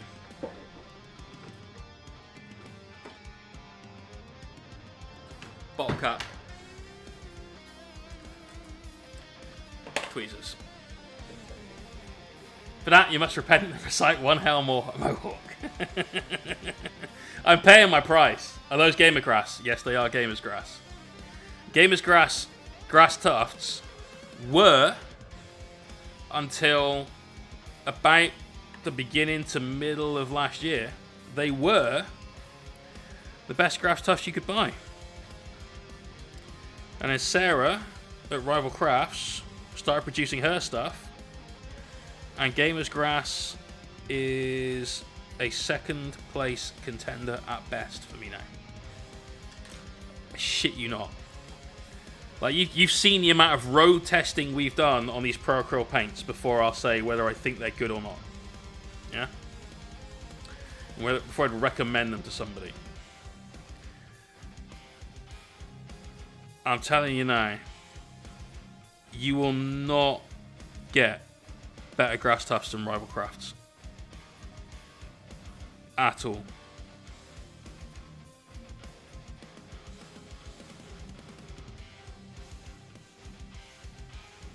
Seriously, that woman works some kind of weird fucking voodoo magic.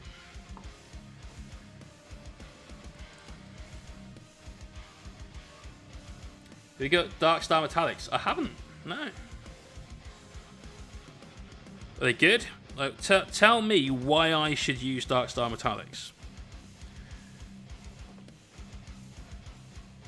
What makes Dark Star Metallics where I should be spending my hobby dollary dues? Fuck.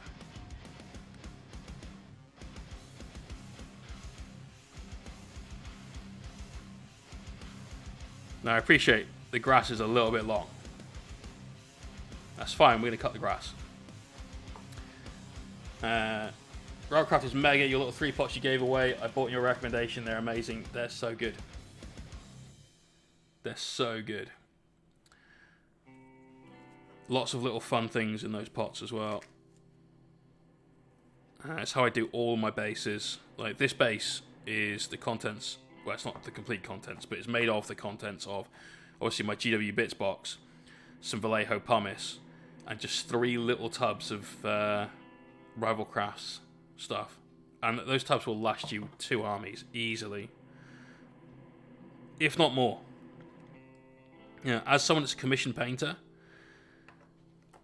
as a business now, like full-time business, I need things to be cost effective because it's my bottom line I'm looking after. And so if I can find a product exactly like Sarah's stuff over at Rival Crafts that will do everything I need it to do and be cost effective, then I'm going to buy the shit out of it. Goliath Games TV, how are you doing, brother?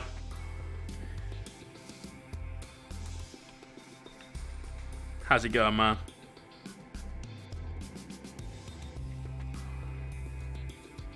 I'm just applying essentially the Astro Granite to our Minotaur. I'm just trying to use up some of the inferior grass tufts that we have bought from people that weren't rival crafts, basically.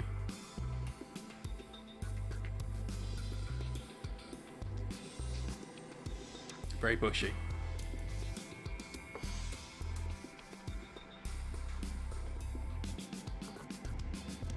Totally regretting buying these wild patch ones as well. They don't fucking fit anywhere.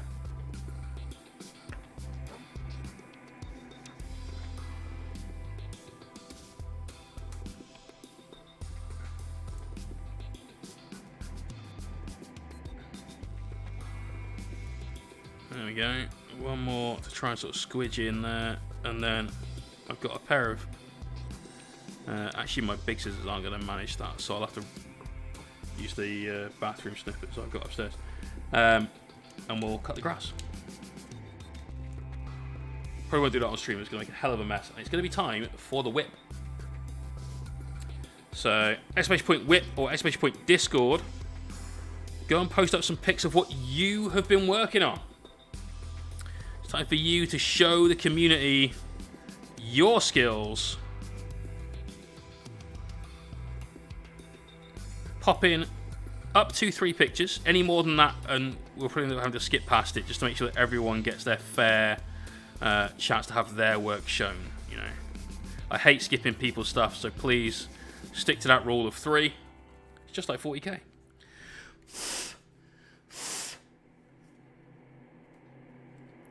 Another reason why rival craft stuff is better. Look at how much of this is falling out all over the fucking place. You don't really get that at all with Sarah's kit. So there we go. So Craig, 1 Minotaur.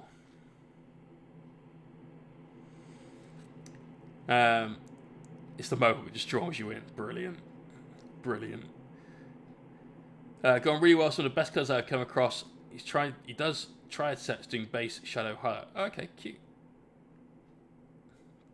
This is the Blood Bowl Minotaur. So we painted this guy over the last 5 streams as a way of testing out the Monument Hobbies ProAcryl set. Their base set 2.0. Never used their paints before. It's the first mini we've used them on. And both this and the Armiger Hellglaive that we've got to paint as well, which were both given away last month, and we painted start to finish in ProAcryl paints, just to really absolutely test these paints to the point where we know everything there is to know about them. Because there's no metallics, we've had to do some non-metallic metals, which is not my forte at all. We've had to come up with some nice fun elements to our paint scheme, but I really, really like this guy. Really, really like how he's turned out. Learned a lot about the paints. Would I recommend? Currently, we're at a yes to go and buy some ProAcryl. But let's do it. It's whip time. It's whip time. Let's have a quick look again at the poll. So on Tuesday, it's my birthday, and it's my gift to you. We're doing a birthday stream from 4 p.m. all the way through till about midnight. We've got 8 hours to paint Khan, the Betrayer, in currently the blue and white heresy scheme. And that's what's being voted on. We do blue and white, red and brass, or some weird combo of the two. It was the grey, bright neutral, or bright warm. Bright warm. So that's going to be Tuesday night. It's going to be given away to a subscriber. It was Battlestar Galactica, I thought, but thanks for correcting me. Yes, I love this guy. The stream voted that we choose Khan the Betrayer. 1 subscriber is going to get this guy on Tuesday. Murky Murka, don't tell me in the chat. !Point gift. Go follow the link there. Go and vote in the straw poll. Let's see what you guys have been working on the whip, though. So, we're starting off with Nightmare. He's been working on some underpainting. This is basically just getting a value layer down on your miniatures, so you can see how bright certain elements are going to be if we start painting other colours on top. It could have been the Expanse, you're right. I haven't seen the Expanse. I've seen some of the first series, and that was kind of as far as I got, I think. Looking good, dude. Looking good.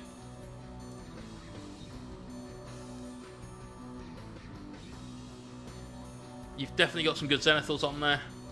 You can see those shadows just organically coming about. Nice. Nice. That's that Space Marine Terminators, the Hero set number 2. Very cool, dude. Very cool. White spray killed me, humidity. This is why I only ever do stuff like this with ink. White ink and an airbrush. Now, if you don't have an airbrush, you're kind of stuck into rattle cans, but it's still going to give you something that's okay. It's just going to be grainy, unfortunately. But good stuff, mate. The one in the middle there with the servo skull we did as a giveaway in Imperial Fist colours a while back. Frost Phoenix. Here's his Sons of the Phoenix. Looking good, dude. I like that you've done a little skull on the armor plate there. Very cartoony. I really like the gold you've got on the bolter. That kind of orange element to it. Looks really, really sick. I think your panel lines for your white are extremely aggressive. So I am in the middle of filming a video on how to paint white. And as you can see, this guy looks pretty white. But currently you can't really see any of the detail. If I knock the exposure down, just a touch. Come on. There you go. You can start to see the separation in the armor panels. It stops the camera just blowing out all of that detail. Now, we're about halfway through this white. He's had a matte varnish over the white. Other than that, it's just the base work, which is literally a case of Celestra Grey and white ink and blending it. There's 2 more steps, and you'll be able to see exactly how that looks on Friday's video on YouTube. So !YouTube. Go and give us a subscribe over there if you haven't already. I'm hoping to hit 1,000 subscribers by the time we get to our stream's birthday in April. So fingers crossed we can do it. It feels like a long road at the moment, but it'd be nice. It'd be a good little milestone to have. But that's going to be the next video, and it might help you out quite a lot with this. The difference between mine when it's finished and yours is essentially to be the recess shades. Yours are extremely solid in there, whereas mine will look a little bit more of a natural shadow to it. But overall, I'm liking your mini, dude. He's looking very, very cool. So your freehand could do it just being tidied up a little bit. Don't be afraid when you've got that like the 3 on the back to go in with some of your base grey. Just paint over the black lines a little bit. So where you've got that one bit that just sticks up through the top, just go in there and paint over that until that goes away, and it'll look a little bit more neat, a little bit more tidy. But overall, dude, you've done a great job. I'm not sure on a yellow above the helmet line, by the way. Think about any kind of light source when it's glowing. The light goes in straight lines, and there's very little chance that the light from the lens to come out from where it is underneath that visor line of the helmet and then somehow hit up on that visor line again. So whenever I do glowing eyes on Marines, I don't do anything here, but we do the glow here. In fact, here's a Necron I can show you glowing eyes on.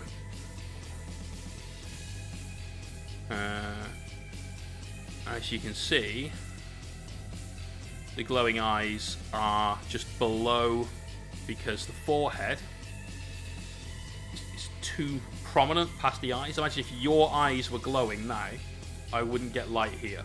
I'd get light here, like underneath there, but I wouldn't get light here, which is where you put it on the Marine. But good work though, dude. I really like your mini. I love your colour scheme. Sons of Phoenix look great. This guy is missing his candle, so he's going to feel a little bit alone without it, but I'm sure it's coming. Miss half damage 3 years ago. Is that Blood Bowl team?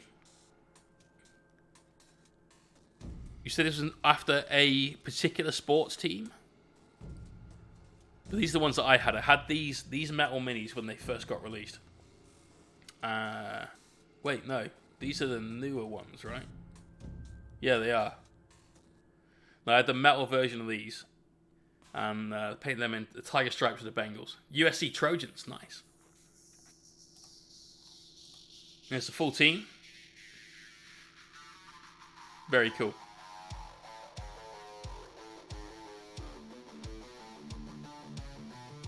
Did you realize that your YouTube link isn't on your overview/about? Oh, really?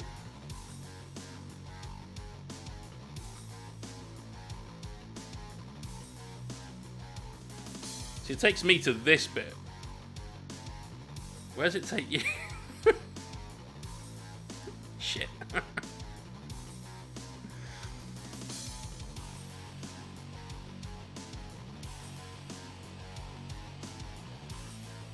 You see Insta on Twitch?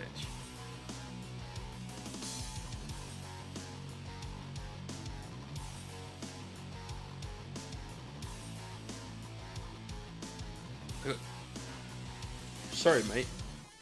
You see Insta on Twitch? Oh, sorry. Now I understand. Now I understand. Yeah. Yeah, good point. Good point. Need to put that on there. Yeah, thank you for pointing that out. Sorry, mate. It's late as fuck. Brain stopped working a good 2-3 hours ago. But thank you. Yes, I will remember to do that. I need to update the offline image as well. Because it currently doesn't have the right stream days on. I need to record a video for when I'm not there so that can play. Because at least then I won't have DJ Wheat, who is amazing, and I kind of love DJ Wheat. But I won't have him telling me, did you know you can record a video for when people turn up and you're not here? So there's a lot. Also, I need to do badges. I have 18 days left to do stinking badges. Otherwise, we're at the double chili sauce thing again. I'm not forgetting that. Crazy Anked. Son of a bitch. This is good. This is good. I like it. So, there's little elements of blue and yellow, even in the robes. I think that's sick. I think that's really sick. Have you finished this, or is there still stuff going on? It was complete Chrome 2 days ago. I think I remember that. Yeah.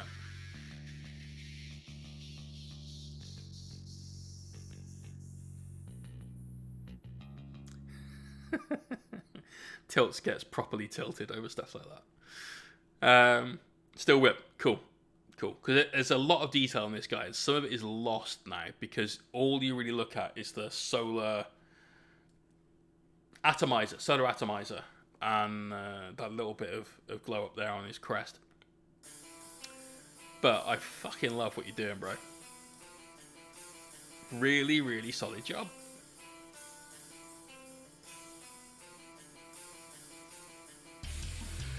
He's a pain in the ass to paint when he's fully assembled, though.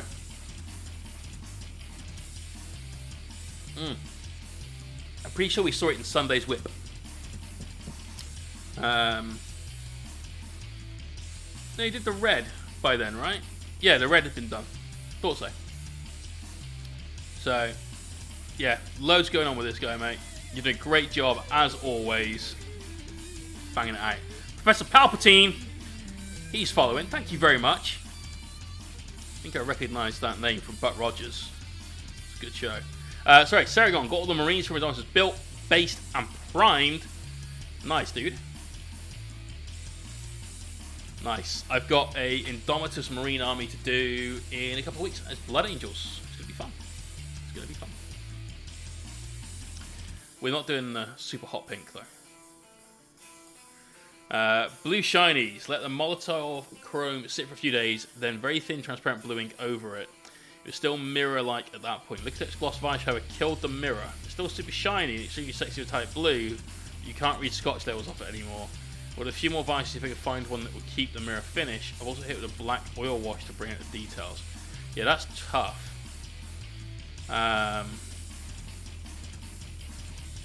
God, I don't know what you could do to get that mirror finish back either. Palpatine was not in Stargate. No, definitely Buck Rogers. Or the $6 Million Man. It was one of the two.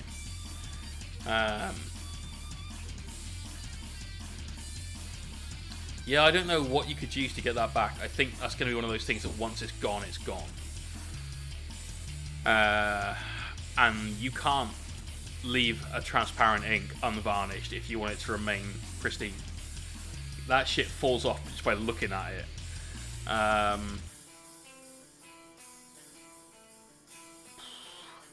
You got 2 more Tetras. Okay, well that's good then. You got those. Nice job though, mate. I don't really do candy coats. It's not my favourite thing, despite having an army that is similar to this look. But you've got a solid finish on it, and that's one of the biggest problems with candy coats is getting a solid finish. So well done, mate. You put the work in there to get that. Really, really well done. Here's Salsaro. First car ever and paint on my minis. Pretty happy with the outcome. Weathering, edge, highlight edging, exhaust burn, and a camouflage pattern still shines through. Need to correct the tyres and highlight them. This is good. This is good. You see all the different bits of detail in there. Your washes are on point to get all that in there. I like your exhaust burn. I tend to go a little bit brighter than that. I tend to get some purples and oranges in there, but you don't need oranges with the reds that you've got. Some nice pinky purples might help out there.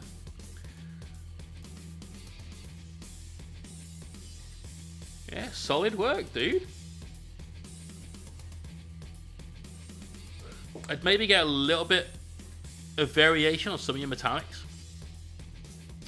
So you've got that sheet of like steel aluminium with all the little holes in it. Maybe just do that in a silver, or do it with something slightly different to break it up a little. But if this is the look you're going for, and that crosshatch as well, that would work really well for that kind of thing too. I like it. Yeah, nice work.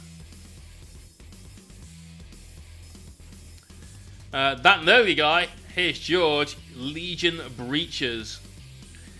Okay.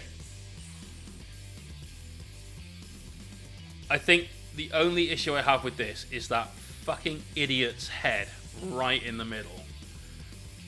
Because if you're charging forward into what's usually massed gunfire, hence having the riot shield, the last thing you'd forget is to wear your helmet. However, I'm liking where you're going with this, mate. Could do with some dark tones in there, just to really help sell that super turquoise. It's good, solid. Definitely still a whip. I think you're looking at the I've done on my base coats stage here.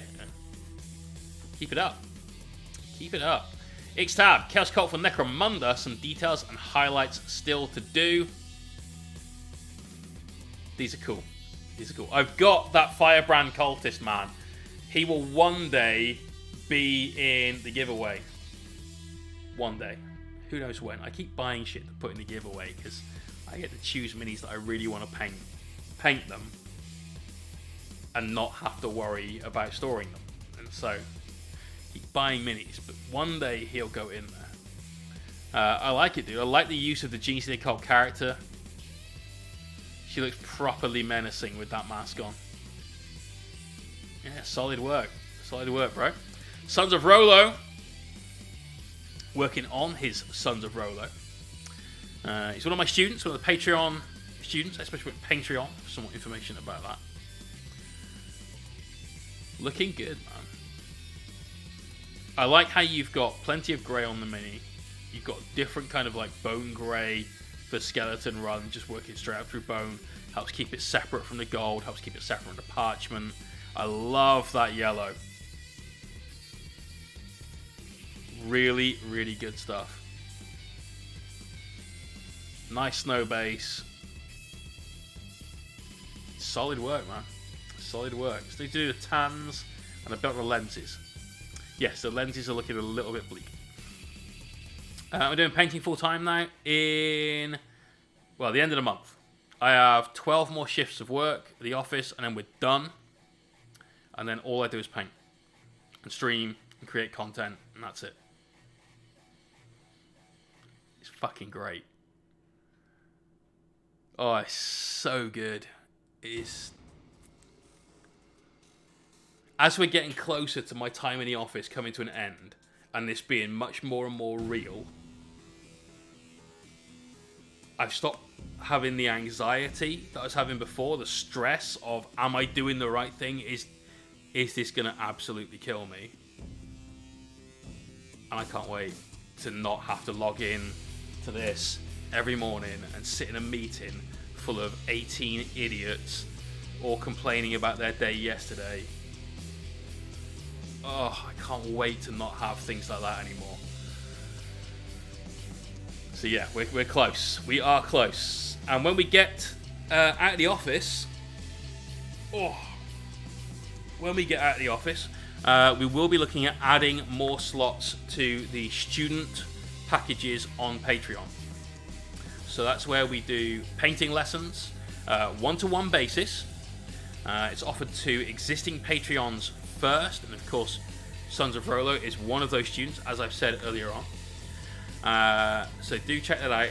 Make sure if you are on Patreon that you are also in our Discord as well. If you're having problems getting on, if you're having problems getting into the Patreon exclusive chats, then please let me know and I can sort that out for you. I know there's been a couple of people where it's just not quite linked up for some reason. I don't know why, but I can just manually assign the roles to you. If you're interested in one-to-one painting tuition, where we go through the airbrush, next steps and special effects course that I've created, then stay tuned for that. Xtab, mate, thank you very much. I hope so too. I hope so too. We're booked up commission-wise until probably middle to late August, which is a long way off. I might not be able to take on another commission until September. 9 months. Well, 8 full months then. There you go. Booked. It's great. This is also great. This is a quality bit of scenery. Absolutely incredible, mate.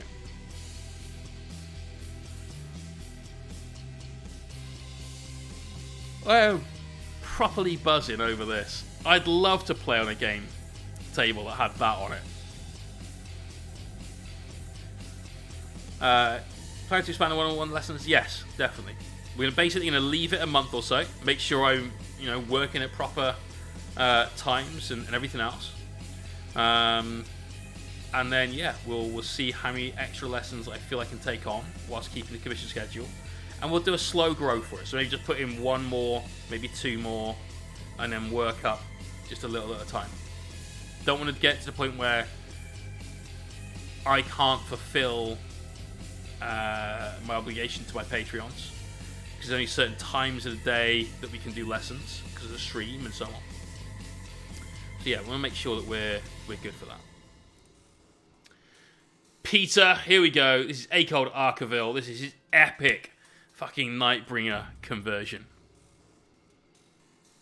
Love these colors, bro. I mean, the Nightbringer is a decent mini, but I feel he is somewhat the red-headed stepchild to, of course, the Void Dragon. You're trying to readdress that balance,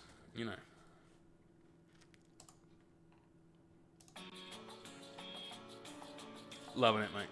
Love that base. You could probably get a highlight or 2 on the base. I know you've gone for something that's very flat, so it doesn't detract from the Nightbringer, but it just looks ever so slightly unfinished by comparison. Or when you say finish the Nightbringer, you mean just a mini part of it and not the whole thing. Necessarily, there's a few people that want to upgrade their membership from video viewer or weekly reader to student. So stay tuned to Discord, mate. Cakefisk trying to do his weapon, but this wasn't easy.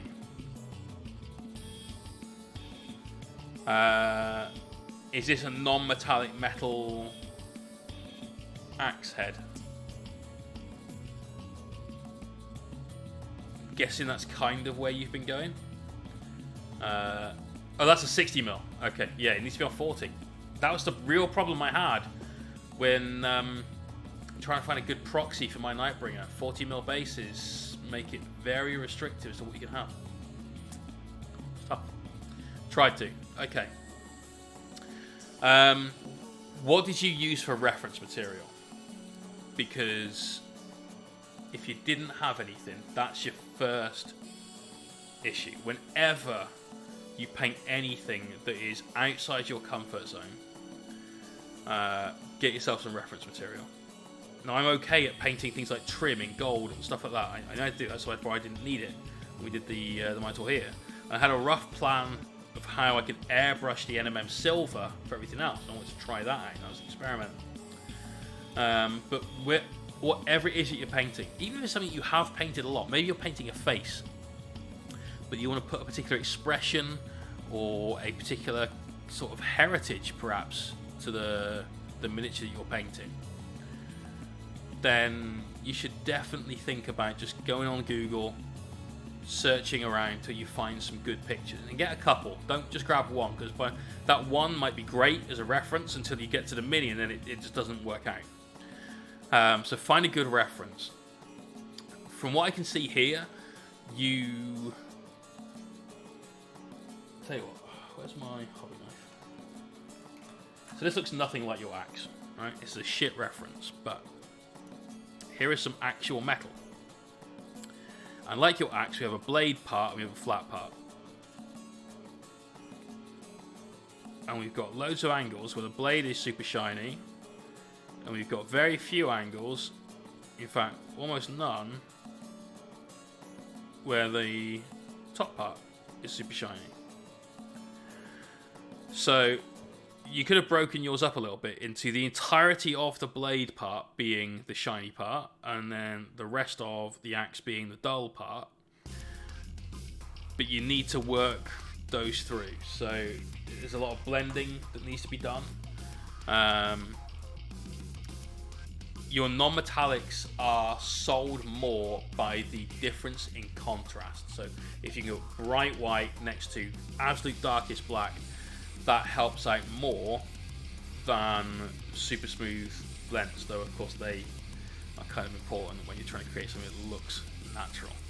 It's really difficult. It's not something I'm very good at, so I feel kind of unable to give you good feedback, but certainly I would go dark where that you've got the blade and you've got that nice sharp line that goes across. You've got the crossbar of the axe and the blade comes down at the end, yeah? On that crossbar, that goes across. There's a ridge there. Start off just above that, super dark, and go up to light grey, and then get your white highlights in around those little pock marks. On the underside, get all of that brighter than the bottom of here. So you're at like the mid-tone of that on all of the bottom as your base tone. Get a little bit darker in places and get a lot brighter in a lot of others, and kind of work around that. Hopefully that helps, but I appreciate that that's not the best feedback you could have received ever. The Infamous Nerd, hopefully the Dragon Folk looks better, he says. Is that a Skaven? What are we looking at? Oh, these are your D&D minis. Yeah, sorry. Took me a second. I would have gone exactly the other way. Fair.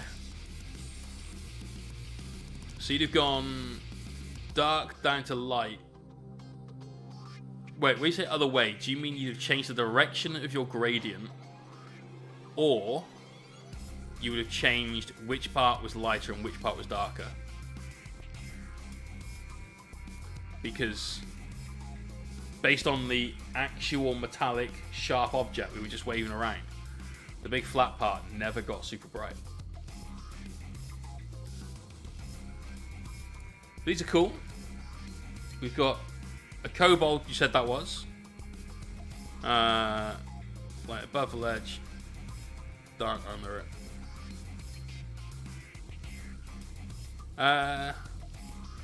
No, I still feel the way I said was probably the correct way, but it's all stylistic. You know, it's non-metallic metal is something that you have to kind of feel how it's going to go, and so I probably wouldn't know until I had that mini in my hand. I'll say it again because you've got the one of those that I painted.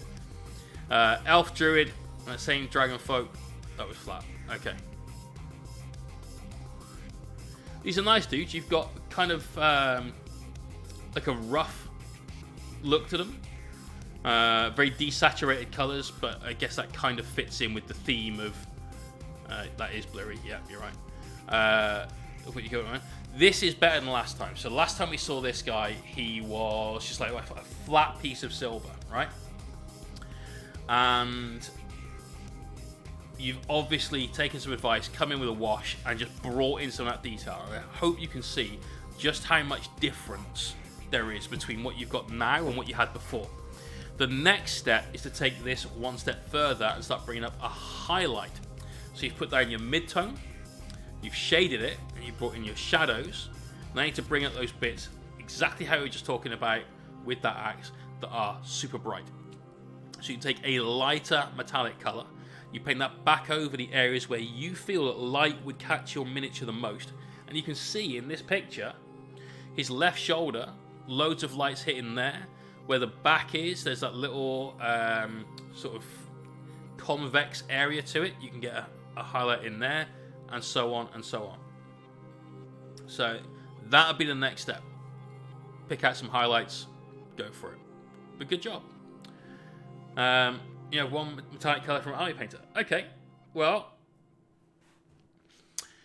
you can mix metallic paint with non-metallic paint. In fact, I do that in the How to Paint Gold video that's on Patreon at the moment. You just need to mix in only a very small amount. And you can put non-metallic paint over metallic paint. In fact, I think that's what I did in the Patreon bit. But that's fine. Call it done for now. And then next time you buy some paints, buy a brighter silver or similar.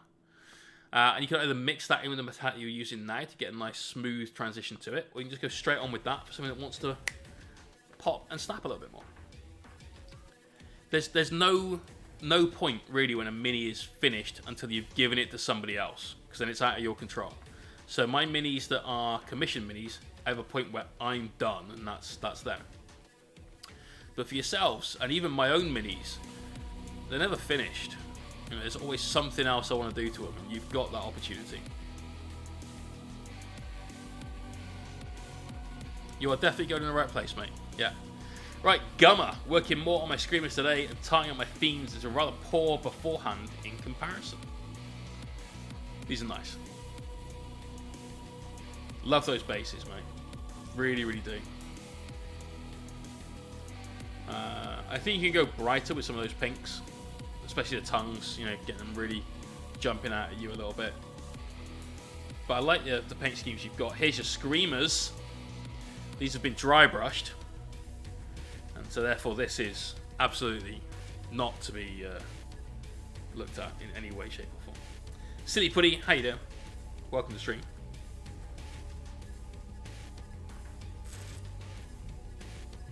That's right. You say your Hail Mohawks. The ones that you finished off though, mate, they look great. Really, really nice on those bases. And the feet of Slanesh. That purple could do with a bit of work. There's places there where it looks a little washed out, dude. And I don't know if that's because you've put it on over such a bright color or what, but I think you could do some darker areas on that. Mishap damage. This is the penalty for dry brushing. 7 hail mohawks. The legs. The legs, definitely. And all of the snobbery. There's no need to dry brush, though. Even on bases. But I like your colour scheme, mate. Definitely going the right way. It's good to see the army as well, because they're a really nice looking force when they're put together. Maybe they just top them down to a black colour. That would work. Yeah, get a kind of sort of satiny effect. Cool. Mouser, here's a mini I did with Dark Star paints. They look cool. They look cool. There's nothing here that makes me think I couldn't do the same thing with some of the other colours that I have though. I love this guy, he looks cool as fuck. We got a front shot. We do. Yeah, he looks epic. He looks absolutely nails. But the attacks here don't look revolutionary. You've done a great job with them, don't get me wrong. I think the mini is fantastic. I'd do something with that coffin. Like a little design just inside it would really, really look quite nice there. Because it's one of the only bits of red you've got on the mini. That and the skull just here. So your eye's naturally drawn to it anyway, and it's then naturally drawn to a space that is unfortunately left blank. So just like a design of a key or something like that it could do with it. The rim, it definitely needs a better rim job. And that's a given. But the metallics that you've used and the overall effect that you've got with them are great. What colour? I would do a little design in black. I think that would look quite cool. 2D sprues, take care, bro. Top score, that's the technical name for it. The paint job on the rim. What else are you going to call it?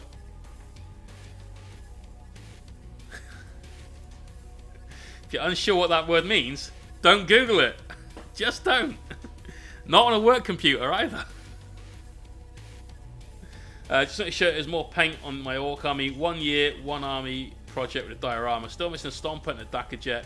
Now finished minis where aren't on the photos. Hobby competition, I can't use them for fair. Nice, dude. I'm glad you're getting some paint down on this lot. It's been a work in progress for a while. We've seen a lot of updates from you. So keep it up, dude. Keep it up. Just chip away a little at a time. That's the way. It's not safe for work, Polly. It's definitely not safe for work. At all. Ignore that man. He's a bad man. Right. There is our Minotaur. Off stream, I will go and snip some of these down. We'll probably get the clippers out and just get them gone. Nice short trim grass from Minotaur. It's going to go to Celtic Craig, who wants to have some photos taken. On the same day, we send out a lot of stuff that I've got to post, actually. So, oh dear. No, don't look that up either. But I've really enjoyed painting this guy. It's been a fun experiment with the ProAcryl paints. Can recommend those paints. On the next stream, we're going to find out how we're going to paint Khan, which is our birthday gift from me to you guys. One of you subscribers is going to be taking Khan away. What an epic mini this guy is. He's such a fucking badass as well. So really, really awesome. I'm looking forward to that. That's going to be next Tuesday. Of course, this Friday we'll have a video on how to paint white, but this Thursday we'll be taking the ProAcryl road trip on the Amiga as well. We're going to do all of this using just the paints in that box, which means that once again we have no washes, we have no metallic paint. So all of this is going to be black. That's what we're going to do. Lots of black paint for the skeleton of our mini. I have no idea how we're going to do the armor yet. don't know. We'll just play around with some colours and see what jumps out at us. Could do some check markers. Do a little bit of freehand. Didn't do any freehand. Actually, no, we did do freehand on the bull. I just forgot. So yeah, loads of fun. You need the metallics. Well, I say that we do need the metallics as well. However, this was all about testing the paints and trying to get the absolute most out of that box. So really going for it with them. It do for that mini. I fucking do for that mini. We'll see what we can do. We will see what we can do. Right, who shall we raid? Who have we raided recently? So we've raided Ryboog not that long ago. Malev, we haven't raided for a while. Two Dorks, One Brush, we raided recently. Slow Fuse and Sinop both we've raided recently as well. I think we go back to Malev. Unless somebody's got a suggestion from something else. Painted models in black started up like it's been painted for protection type thing. Exactly that. That's what we're doing. Like a like in RoboCop, where they said, and I mean the new version, the old version, make it tactical. They really mean paint it black, and that's basically what we're going to do for the tactical undersuit of the Armiga. Dev says Malev. We're going to Malev. Thanks again to everyone who joined in tonight. Really appreciate you guys being here. Much love. And I will see you on Thursday live at 9 for more ProAcryl Road Tour with the Amiga. Peace out, everyone. Have a good night.